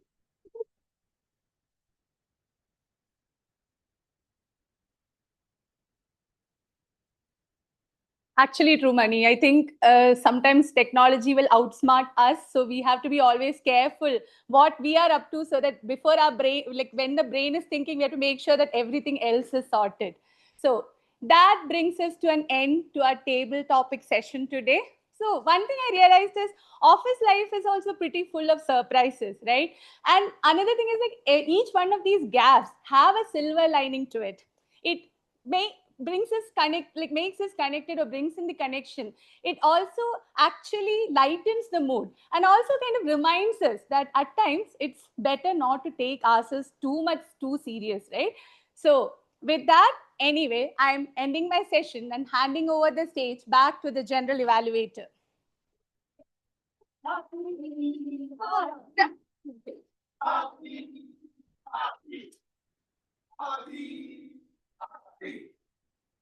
Okay, thank you, Table Topic Master, for such wonderful table topics, and thank you to each of the speakers for their experiences, their comedies, error, and gaffes that they have gone through. Now, while we get to uncover the enriching experiences from each of the speakers on stage, it is my duty as a general evaluator to evaluate the entire meeting from the start to the finish. And we'll do that in 3 stages. The first is the prepared speech evaluation, where each of the evaluators will come on the stage and evaluate the respective speakers. Then the SEC will be followed by the special role and auxiliary role evaluation, and then the overall meeting evaluation. So without any further ado, I would like to call upon each of the evaluators for the prepared speech evaluation. Welcoming the first evaluator for today, Toastmaster Ilango, to evaluate Toastmaster Pankaj's speech.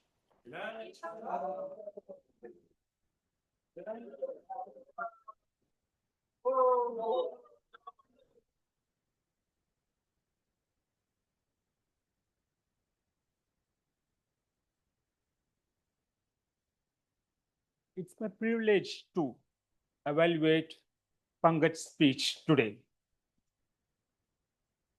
What a speech!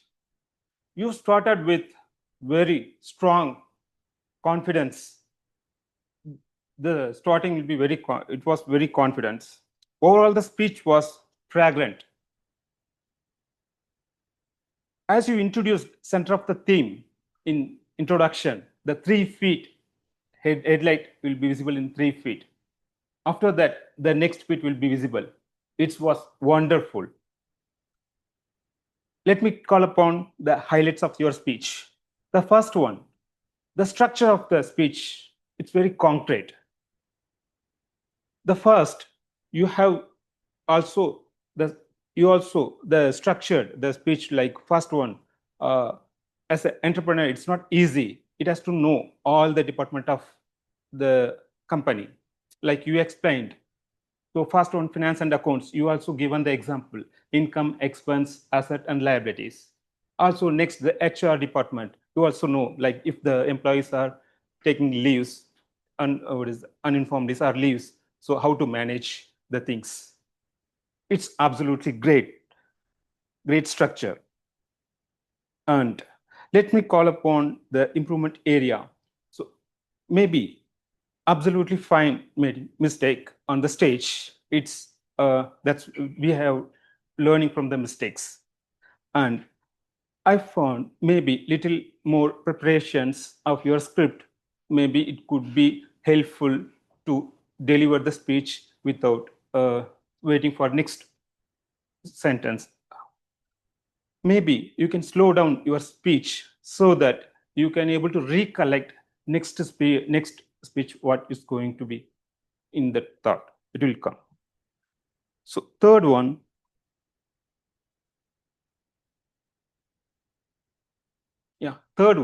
so while using a sentence, okay, so you said, I will be frustrated in home if I didn't find the mobile charger.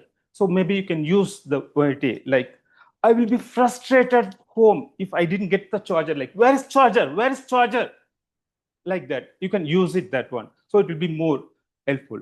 So overall, purpose of the speech, almost you met. So if you could implement this small few improvement area, it will be bring into next level. As summarize, your structure of the speech is very good, and you explained well, and improvement area is to just need more preparation on that content. And yeah, that's it. Thank you so much.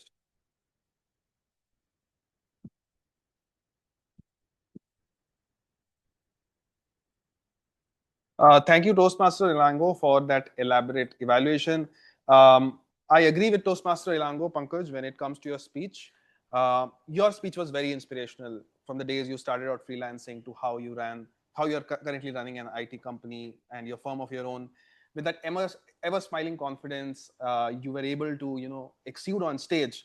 That confidence that I could see throughout your narration was present. Of course, I agree with Toastmaster Ilango's evaluation, a little bit slowing down your pace in terms of your speech so that people could understand your examples better, and a little bit of modulation would have taken your speech to the next level. Toastmaster Ilango, in terms of your evaluation, you did a great job. Only suggestion is you could use a bit more of hand gestures and a bit more of stage when you are giving your evaluation. Overall, thank you to both of you. Moving on to the next evaluation, we have Toastmaster Usha, who is here to evaluate Toastmaster Sumit for his speech.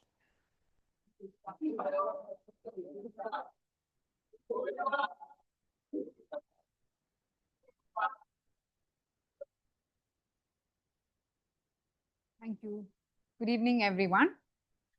And special good evening to my target speaker, Sumit Ranjan.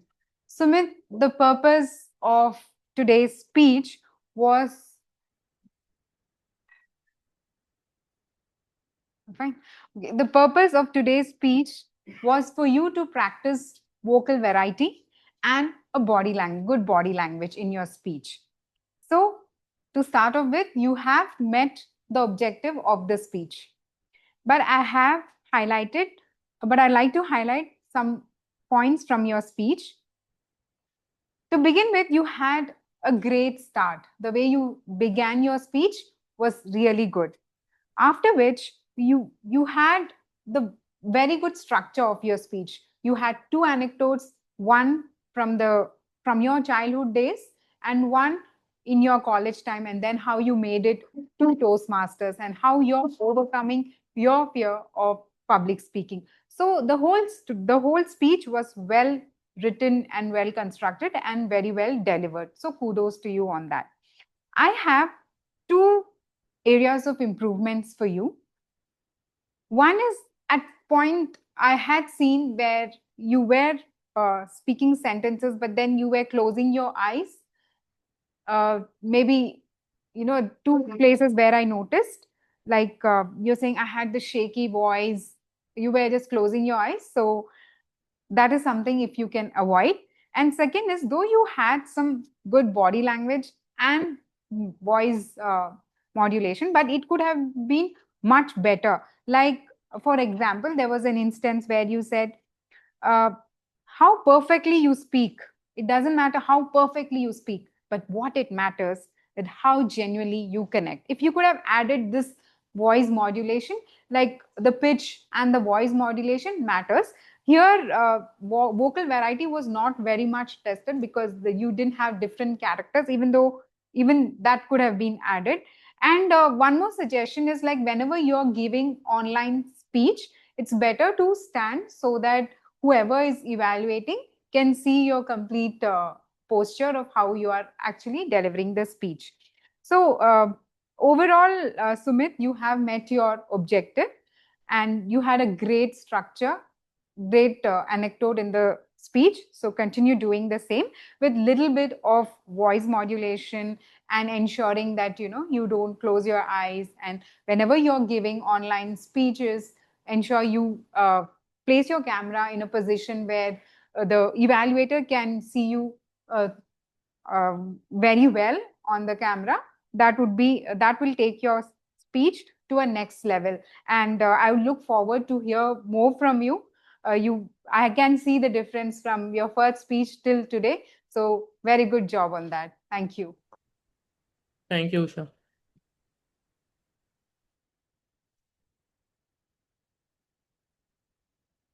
Thank you, Toastmaster Usha, for that detailed evaluation. And I agree with some of the points, Toastmaster Sumit, that Toastmaster Usha spoke about.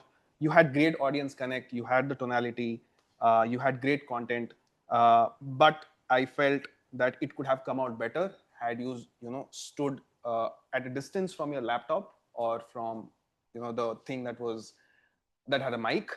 And it would be better because some of your body movements and your hand gestures got hidden and we could not, and due to the lag, of course, due to internet issues, which you can't predict, we couldn't see you properly for some areas during your speech. But overall, a great speech, great effort. And yes, I agree with Toastmaster Usha, you've come a long way in terms of your delivery. So all the best and looking forward to more such speeches. Toastmaster Usha, great, perfect feedback. I know it is very difficult to provide a feedback when you are giving a feedback to somebody remotely located. You cannot move around too much, otherwise the person will not be able to spot you. But overall, great pointers and great way of concluding and summarizing the highlights and the areas of improvement. Moving on to our third speech evaluation, we have Toastmaster Madhur, who is evaluating Toastmaster Debsha. So can we have Toastmaster Madhur?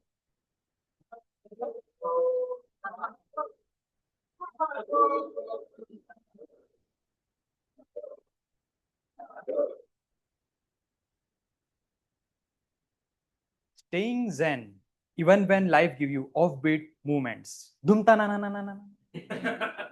Because peace is the best comeback. Good evening, fellow Toastmaster. Today, we had privilege to listen Toastmaster Debsha. Debsha, you clearly met all the objective of this project. You mentioned about the journal that you did and how you worked on and reflect on the thoughts and feeling you had, also the impact of responses. I experienced several highlights, but I really want to mention about the structure of your speech. I really like how you started with a question and wait for audience to respond, and then share your experience and stories just to make sure how you express your thoughts and whatever you have audited in your journal. For example, you mentioned about protecting your inner peace, and to achieve that, you listen to the music or used to have small goal like yoga or 10K walk. And you ended with a really nice conclusion. So I really like the structure. Second highlight is being the content delivery. As an audience, I was able to absorb all the thoughts that you want to share as a speaker. And it's a very good skill to have. And you clearly express that. I remember the story that you shared about the Thailand trip. and how you had an office call and you missed that dinner on a cruise, and you take that situation only negative in your trip and focus only on the positives. So really great job on content delivery.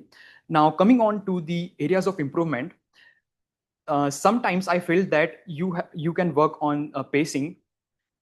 I felt your pace was little bit faster and you want to express all the thoughts that you had in your mind. And I also experienced some redundant thoughts about having peace in the life. So maybe you can eliminate that and work on the pace a little bit. That will definitely take your speech to the next level.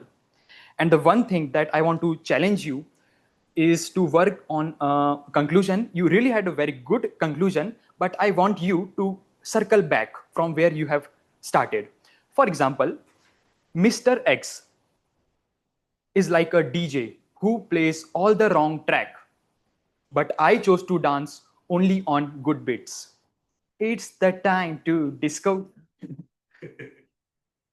In that way, you can make your conclusion even more better and complete that circle that you have started. So summarizing it all, very good content delivery and what a great structure. Maybe you can work on a pacing and circling back your story through your conclusion. With that, I wish you all the best for your future speeches. Thank you.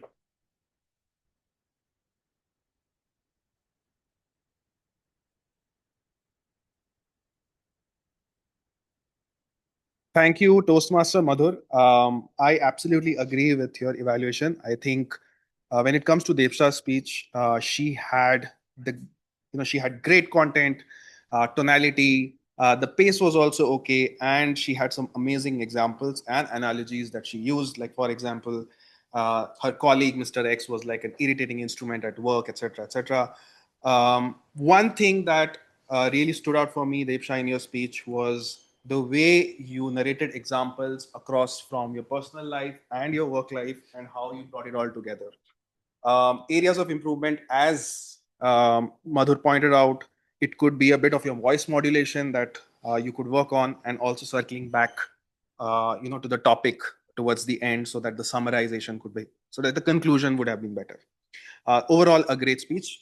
Toastmaster Madhur, not much feedback for you. I love the way in which you do your evaluation. Pick up one particular instance or a point, and then you put it at the start of your evaluation, and then how you do your entire evaluation. So I think that really stood out for me. One challenge that I would like to give you: try to use a bit, the stage a bit more. When it comes to, let's say, highlights and areas of improvement, you could come on the left, bring out the highlights, and you could use the right for areas of improvement. But overall, a great evaluation. Now, moving on to our next evaluation section, which is basically the tag S roles. So I would like to call upon the first role, which is basically the timer. And sorry. Oh, I'm so sorry. Oh, I'm so sorry. Yes. Now, before we call upon the tag team, I would like to call upon the person who is playing the role for Joke Master, Toastmaster Pranav, who is here for his special role. So calling upon the Joke Master for today, Toastmaster.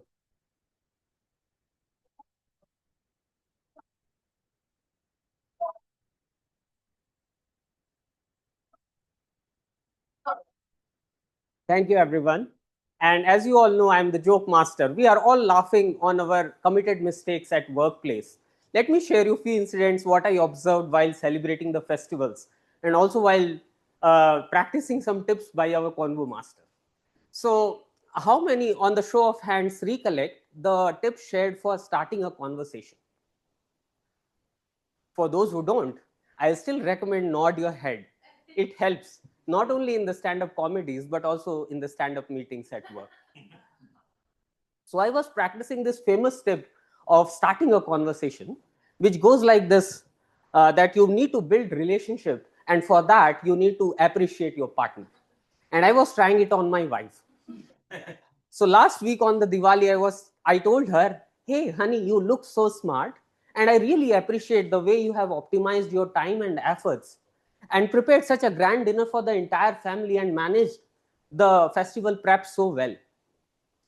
My wife was a little surprised what happened to him all of a sudden. And she said, "Are you okay?" I said, yes, I'm just being nice with you. Hiding that I was practicing the recently learned conversation tips on her. So she said, "Okay, thank you, project manager, but where is my Diwali gift? And where is my Diwali bonus? I'm not like any of your colleagues at office who you can give just a superficial appreciation. I'm your wife." Practicing a conversation tip on my wife turned into a massive disaster. I had to buy her a Diwali gift of a designer sari and a designer salwar suit, the Diwali bonus. So out of my experience, I say that never ever try these conversation tips on your wife. It might work well on your office. It might work with your friends. So the experience says that for us, it's for the husbands, it's the best you can say appreciation or the relationship building approach will be just quietly do the dishes, and that's time tested approach. Now, speaking about these comedy of errors from my experience in the Diwali, you all know the drill, right? We celebrate Diwali by giving the gifts, and our entire dining table turns into a massive receiving and dispatching center of gifts. And in this entire work, the CEO is my wife, and I am the unpaid poor intern. And my parents are like the senior advisors overlooking in the entire logistics strategy. And guess what is the famous entity we are trading? The special sweet. Yes, the Son Papdi. So while we were celebrating Diwali, our neighbor next door, Mrs. Sharma, came and rang the bell, wishing you very happy Diwali, the Singh family. And we said, "Thank you, Mrs. Sharma." My wife took the sweet box and kept it besides the other 7 sweet boxes we received from other neighbors. And then after an hour, she told that, "Hey, we need to give our return gift back to the Sharmas. Why not you pick up one?" I, being the poor unpaid intern, followed the advice without any option. And I picked the most beautiful looking gift box. And I took it and marched confidently to Mrs. Sharma's house. Ring, ring, "Mrs. Sharma, wishing you happy Diwali." She looked at the gift box and she looked at me. And then she again looked at the box. And she said, "Are you sure? The gift card still says Happy Diwali from the Sharmas." I made a blunder. I not only re-gifted her the same gift box, I re-gifted her in the record time of 1 hour. Sounds like an instant return policy from a Zepto or a Blinkit. So the moral of the story is that during Diwali, there is only one sweet box of Son Papdi in the entire city being circulated. And it's not a gift box, it's a boomerang. You give it to others, others receive it and give it to others. And then others receive it and give it back to you until it completes the full circuit. So fellow Toastmasters, we keep on laughing on our errors and we make comedies out of it. The goal is not to get embarrassed, but kind of feel those comedies and keep your crowd entertained. And my last tip is that never ever forget to see that gift card on the gift box you are regifting to others. Even if the entity inside is that same famous sweet or the boomerang, the Son Papdi. Thank you.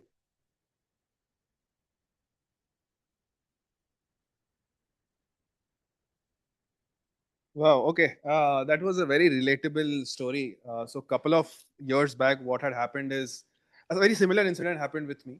So, my dad used to get a lot of gift boxes from different people in his company. A lot of people from his company used to stay in our society. So, when it came the time that we have to give them, I sort of mishandled few of the boxes, and without realizing, it was some other colleague's box that was given back to him. So it was not from my father. So I remember that incident, and I think it has happened to all of us at some point of time. And the second point that I absolutely relate to is whenever you are arguing with your wife at home. After I've joined Toastmasters, I've realized that I speak a lot while arguing. Before joining Toastmasters, it was not happening with me. So Toastmasters have taught me how to confront, people at home also. So I think that's a great learning. All right.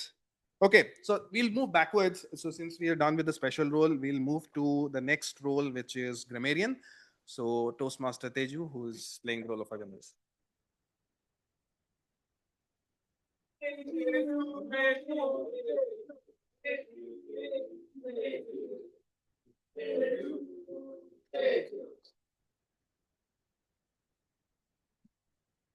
So I had a pleasure of listening to you all your speeches and beautiful phrases. I have noted down a few of beautiful phrases, but I'll be calling out like few phrases which stood out in this meeting.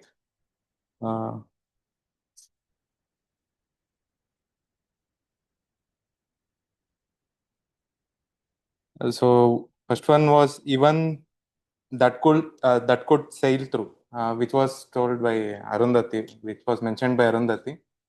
So I mean the simple sentence would be pass through, but Arundhati used that say sail through. That is very great. We can all use in our daily speeches. That was good. And Vibor mentioned sometimes our goof ups creates the best stories. So here, vocabulary is used, goof ups. So this was a great thing. And Pranav mentioned sprinkle your laughter and lighten your mood. So this was a great quote, like whenever he started speaking. So, and Debsha mentioned stroll around like a CEO, and life decided me to give an encore. So which was like a good thing, like which he related everything with instruments and like instrument things. Yeah, that was good. And word of the day was used 8 times. So that was really good. Yeah. So before I conclude, I would tell everyone to implement one thing. That is like instead of saying, whenever you make a small mistake, instead of saying, oops, it was an error, try telling, oops, that was a gaffe. So I would like everyone to implement in your everyday speeches. So thank you so much.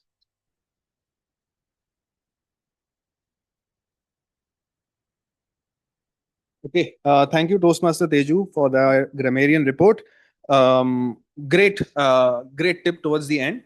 One thing that I would suggest is whenever you're coming as a grammarian, since you have limited time, you could structure the evaluation in good usage, improper usage, and then the word of the day, so that it helps you with the structure, and then you can give out the evaluation faster. But overall, a great evaluation.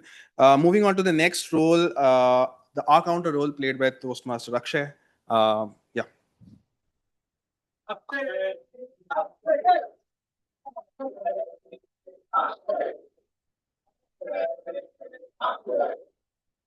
Thank you, General Evaluator. Before I tell you how many of you have taken coffee breaks, I would like to tell a small story. During my early career, I have made a biggest gaffe,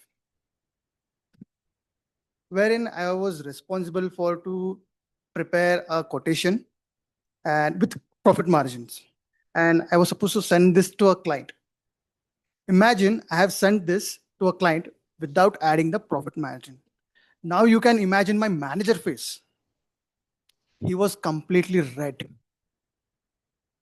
With that lesson, I have learned that today, before sending anything to anyone, or be it a client, be it a colleague, be it a manager, I just don't double check, I triple check. With that, I would like to share my report with all of you. most common fillers words used is during the speeches is so well also. I have seen all the prepared speeches were well structured and there were few pillars were used. No major inappropriate pauses or repetitions. And evaluations were tremendously good. And all the table topics were great. There were no crutch words. There were few repetitions, but that can be worked upon. That's all. Thank you, everyone.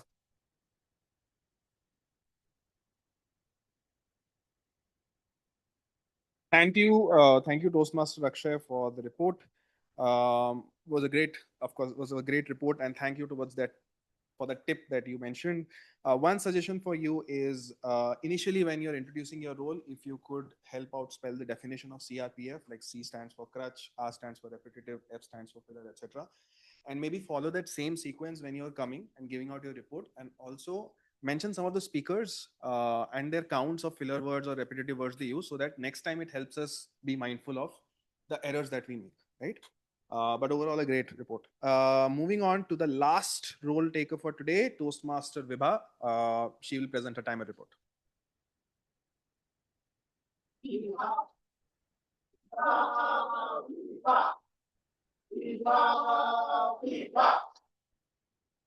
Good evening again. I hope you all are enjoying the meeting so far. Yes. So I'm back with my timer report, and there is one disqualification that is of Pranav, who took 4 minutes 48 seconds. Starting with Sergeant at Arms, Toastmaster Sangam took 3 minutes 54 seconds. Our President Toastmaster Arundhati took 7 minutes 38 seconds. T-Mod Toastmaster Vibhu took 5 minutes 43 seconds. General Evaluator Aditya took 10 minutes 50 seconds. Speaker 1 Pankaj Sakla took 6 minutes 29 seconds. Speaker 2 Toastmaster Sumit Ranjan took 6 minutes 7 seconds. Speaker 3 Toastmaster Debsha took 6 minutes 43 seconds. Evaluator 1 Ilango took 3 minutes 6 seconds. Evaluator 2 Usha Kumari took 3 minutes 10 seconds. Evaluator 3 Madhur Patle took 3 minutes 15 seconds. Coming to the tag role, Akshay took 1 minute 40 seconds. Teju took 2 minutes 12 seconds. And the induction ceremony took by Sayuj was of 5 minutes 27 seconds. Table topic master Nivedita took 2 minutes 7 seconds. Table topic speaker 1 Sayuj took 1 minute 30 seconds. Toastmaster Varun took 1 minute 32 seconds. Toastmaster Gopi took 2 minutes 5 seconds. Toastmaster Wasim took 2 minutes 15 seconds. Toastmaster Mani took 2 minutes 8 seconds. Thank you, and back to you, Simran Malik.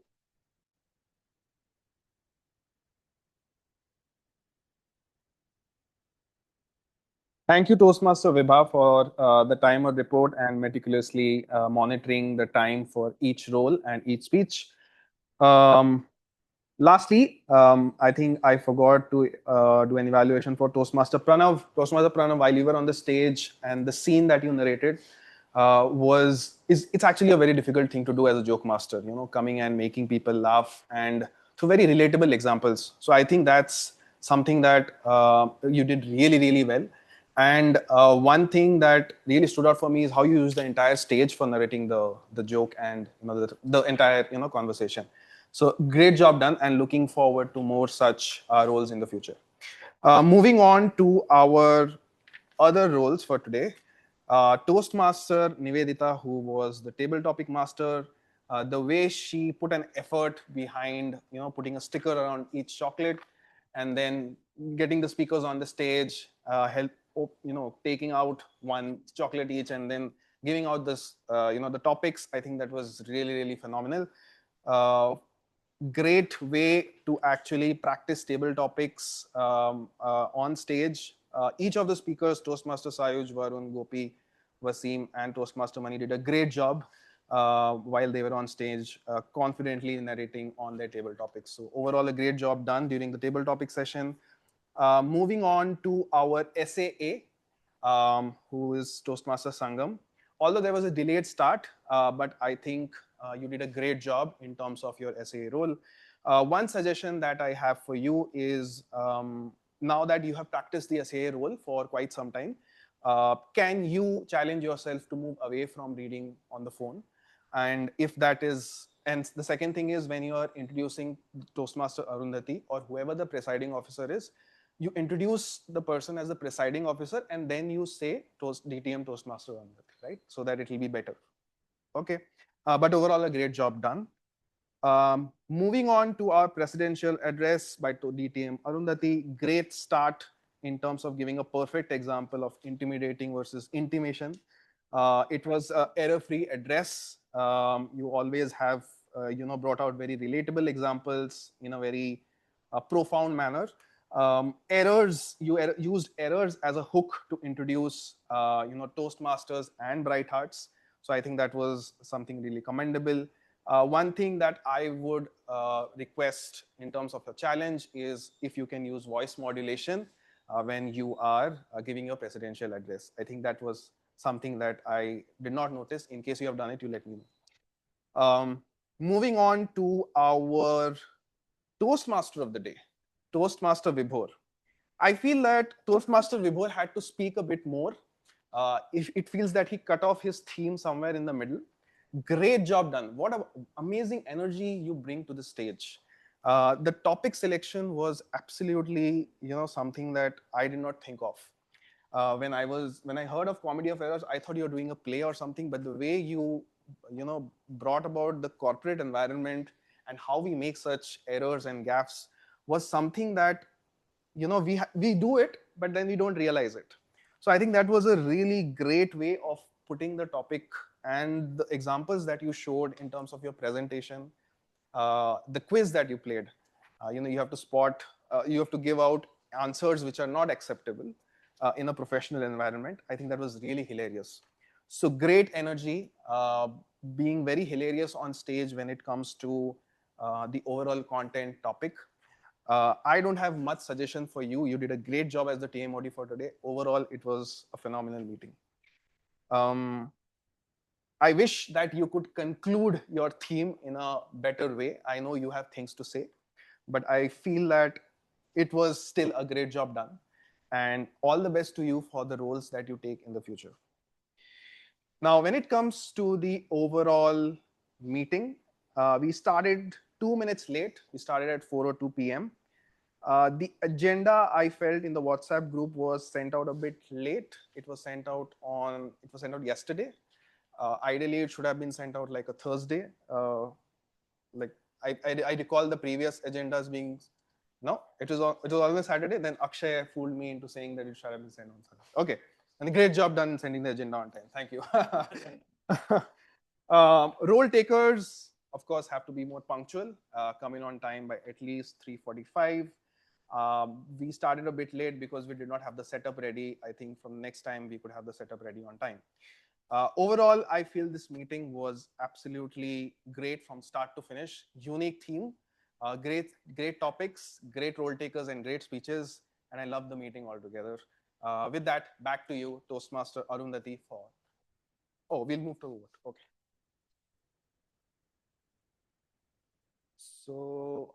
So this is the voting link. PHTM vote 2. I have to vote as well.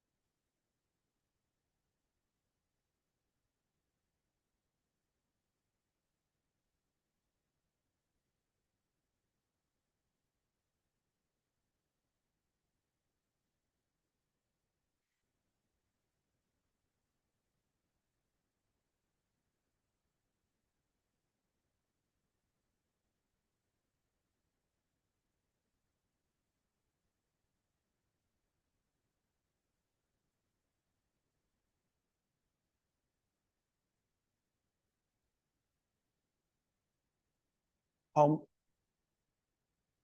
we have, okay, 30 seconds.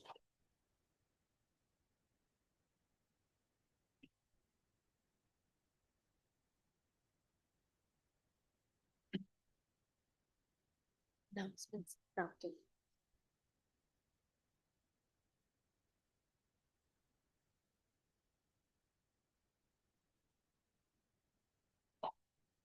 Okay, thank you for the votes. I'll hand over the meeting to Toastmaster Arundhati.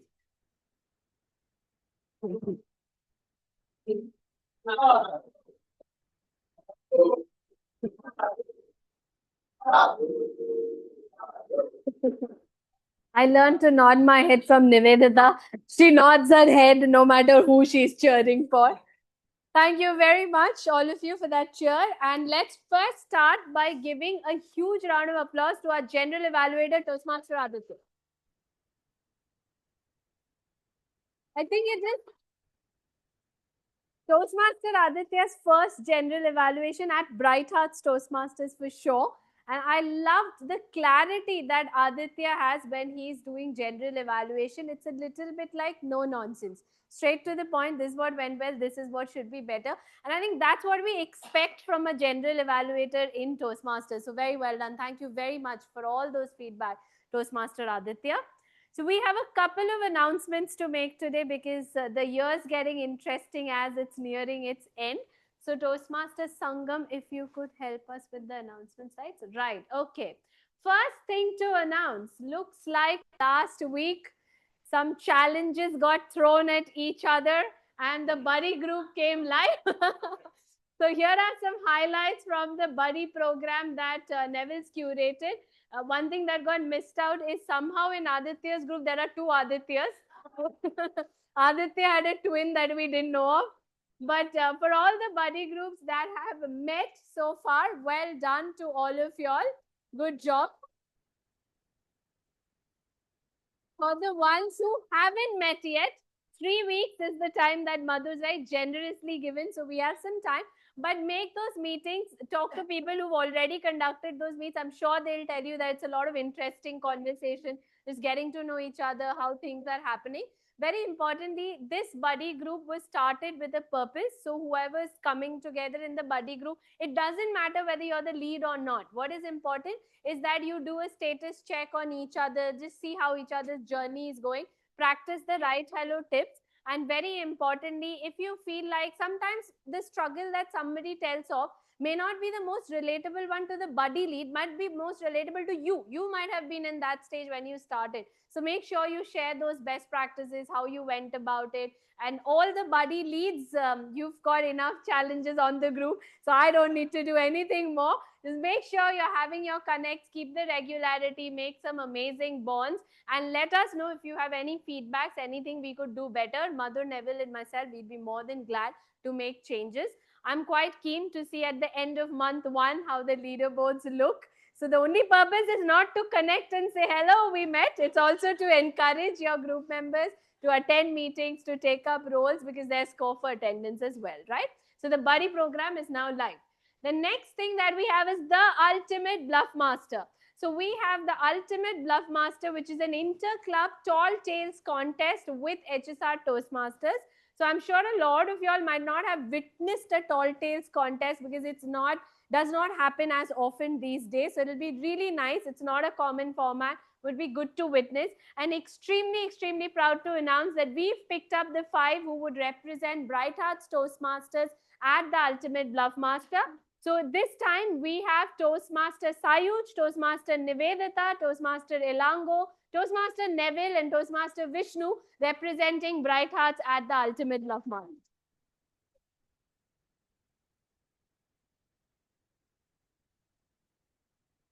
For everybody else, of course, there are roles that you can play. So in case you've already signed up for the role, we will have you mentored. If there's something you want to take up, please reach out to Toastmaster Neville. And then there's something else. So there's going to be an open mic at the Ultimate Bluff Master. Now this open mic is open to everyone, which means to say that you can come in and do some act. It could be a music, could be dance, could be stand-up comedy, could be slam poetry, whatever your heart pleases that you think is a talent and you can showcase for about 2 minutes. So for everybody here, if there's a talent that you have, please don't hesitate. Feel free to sign up. I remember witnessing beatboxing in one of the open mics. So whatever is your talent, go for it. Please, this registration's up. The form is up. So go ahead and nominate yourself. We'd love to have a lot of people come in from open mic. Now, this open mic need not be a solo performance. You can also do it in groups. That is, you can pair up with a fellow Bright Heart, even with a fellow HSR. If two clubs come together, nothing like it. So it's absolutely open. Go find your partner or try out your talent, but do participate, right? If there are people from HSR you want to do this with, just feel free to reach out. If you need some contacts, feel free to reach out to us. And then very finally, on this, where's the date? Yeah, on the 16th of November, we are going to have a speech marathon.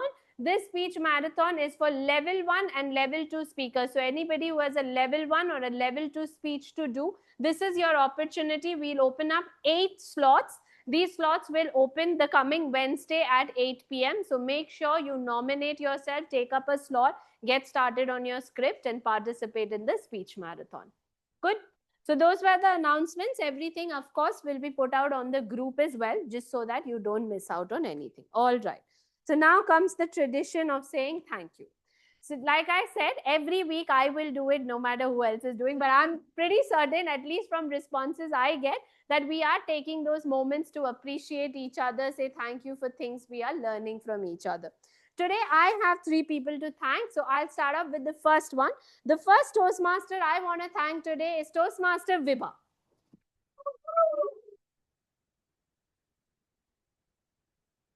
Of course, all of us know what Toastmaster Vibha did for us during Brightiversary. She is the reason we had the dance at Brightiversary. But the best part is, look, Vibha knew from, so for all of you who thought it is a coincidence that Vibha didn't turn up that day, that's not true. Vibha knew from the onset that she'd not be there, and yet she did not hesitate one bit to put in all those efforts and help us from wherever she was. So of course, that's extremely inspiring. I learned from her that you can sometimes help others even though you might not benefit from that help. It need not always be a one-to-one. But what I also love about Vibha, and something I found very inspiring, is that anything she takes up, she gives it an absolute best, right? Even I remember Onam Day, so I don't know how many of you remember, Vibha looked beautiful on the Onam meeting, but that's also dedication, right? To take up something, she's got amazing clarity, she puts in her best. Thank you, Vibha, for inspiring me. The next person I want to thank today is Toastmaster Madhur.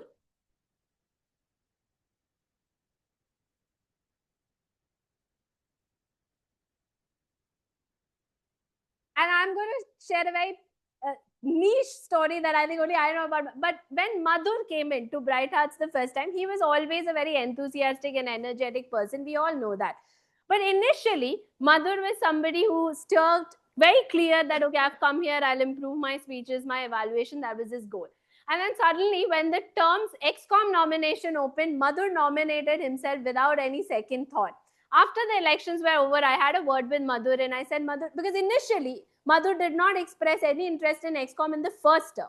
When the second term, when I reached out to Madhur and I said, look, do you really want to come in and do you have the bandwidth? He said, I'll give it all. I really want to learn. I'm very impressed by how a club can be run by people and the way we are doing. I want to be part of it.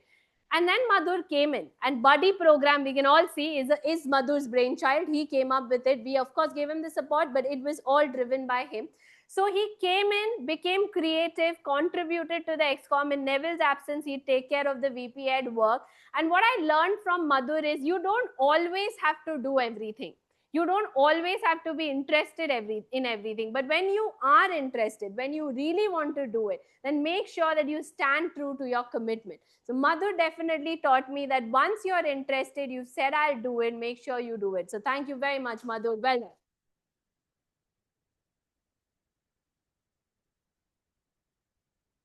And the last one I want to thank for this evening is Toastmaster Devsham.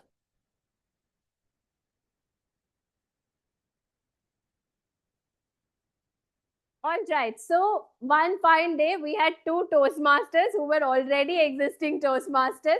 choosing to join Bright Hearts. But when Devsha came in, we knew she's a Toastmaster. She's already got some structure about what Toastmasters is, and we were very keen to see what she'd bring to the table. And we all know what she's brought to the table. Every time Devsha takes the stage, she's so good at whatever she delivers. But what I learned from Devsha is, irrespective of the fact that she was already in level 3, she was already a Toastmaster, from my interactions that I've had with Devsha every time she took roles, she would put in so much to prepare. Even though she knew how to do it, Devsha's script would be ready like 8 days before. She'd be like, I already know, see, this is the project I'm going to do, this is the script I've written, this is my idea behind it. So that really inspired me that irrespective of where you're in your journey or how many times you've done something, you still need to prepare, you still need to put in the effort. And the other thing that I really admire about Devsha is she has absolute clarity when she gives feedback. Anytime, at any point in time you ask Devsha for feedback, could come from a profession. Of course, she's an HR. But the thing is that she articulates it so well. She's not hesitant to tell you, look, I don't agree with this, but I think this might be a better option. And then when you have that conversation with us, there will be a midpoint, there will be a clarity. So I really love the clarity with which you deliver feedback and the sincerity you have. Thank you very much, Devsha. Okay. We also have one announcement to make around drop your comment on the picture of Akash. So Wasim, do you want to just share who won the comment? This time it will be Twinshu. Yay! Right. Once he's back. Right. So Twinshu, when you see the recording, congratulations on being the best commenter. What's the right way? Or a person who shared the best comment on Akash's picture. Twinshu said, bro, look like your manager asked you to do a presentation. That'll be considered for your appraisal. And there you go. Wasim said, my God, appraisal, give it to it. No, but great enthusiasm. On that note, apologies for a couple of minutes over, but we will go ahead and announce the results. So today's best auxiliary role player goes to Toastmaster Pranav Kumar.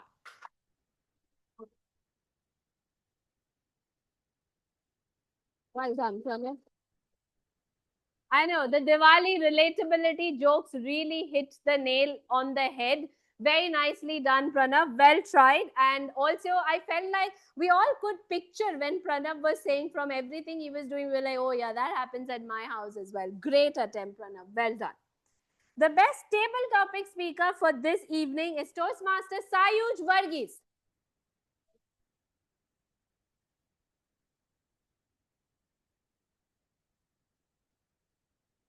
Congratulations, Sayuj. For anybody who didn't notice, Sayuj also wore the same white, bright uniform in last time's ethnic day.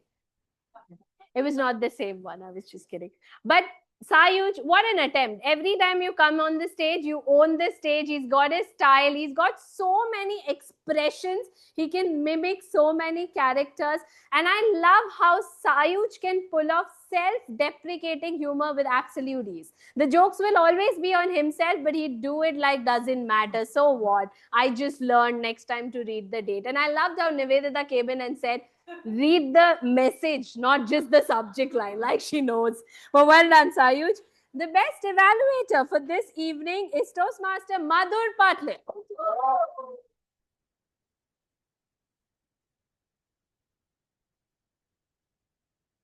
Many congratulations, Toastmaster Madhur. I am seeing Madhur since the day he delivered his first evaluation. And he walked up and said, I really want to improve how I do evaluation. And there you go, Madhur. The proof is in the pudding. What an evaluation today. Loved the clarity with which you evaluated Devsha's speech. Not an easy speech, but you evaluated so well, so much clarity. You've grown a lot, Madhur, and that really inspires us. Well done today. Best role player for this evening is Toastmaster Nivedita Muralidharan.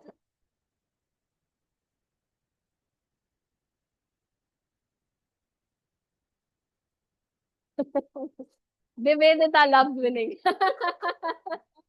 Nivedita, I completely echo the general evaluator. Your efforts today really were amazing. You put in so much effort to put those stickers, have those chocolates, design the whole segment. But I also loved how you bridged every topic after you came on stage. The topics were thoughtful, very easy, related to the theme. All in all, what a great job done. So proud of you, Toastmaster Nivedita. And very finally, the best speaker for this evening, Toastmaster Devsha Patnaik.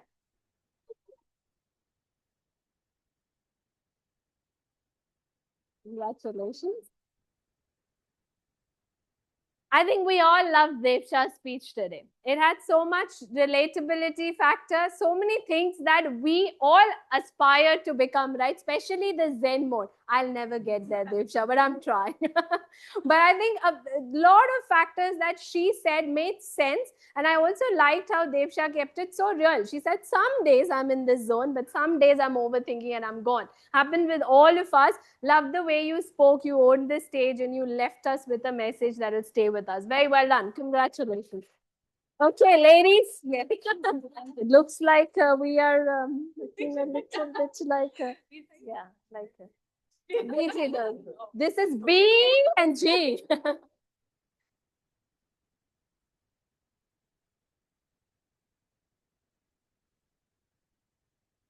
Thank you.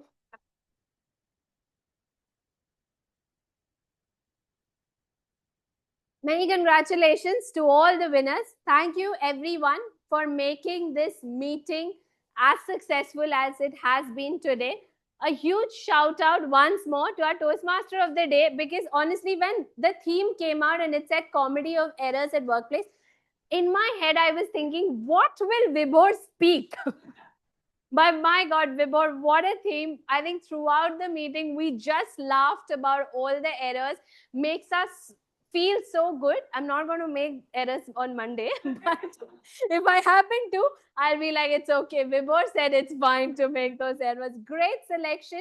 It's also first time for Vibhor as TMOD, Nivedita as TTM, Aditya as GE, and then Ilango as evaluator, Teju as grammarian. So all these first time role players, what a fab job. The Toastmaster of the day is a huge leap. Great choice of theme. Lovely meeting overall. Loved how everything turned out today. I'll leave you with only these messages that corporate, no matter what it teaches us or doesn't teach us, one thing that it definitely teaches you is to smile on your errors at a Toastmaster meeting later. So, whether you're making those errors at work, it's okay. Don't get all worked up. Take it a little easy. From my little experience, but I'm sure from Vibhor's lot of experience, we both would tell the same thing. End of the day, it doesn't make or break the performance evaluation. One error will not make or break it unless you've closed the company, which is a different thing. But take your errors easy. They all happen for a reason. There's some learning, something to laugh about, and most importantly, move on. That's something I learned from today's speech. So don't keep making errors, but if you happen to make it, take it easy. On that note, I will hereby close meeting 55 of Bright Hearts Toastmaster. Okay, everybody, let's gather up on stage. We have pictures to click and some videos to record.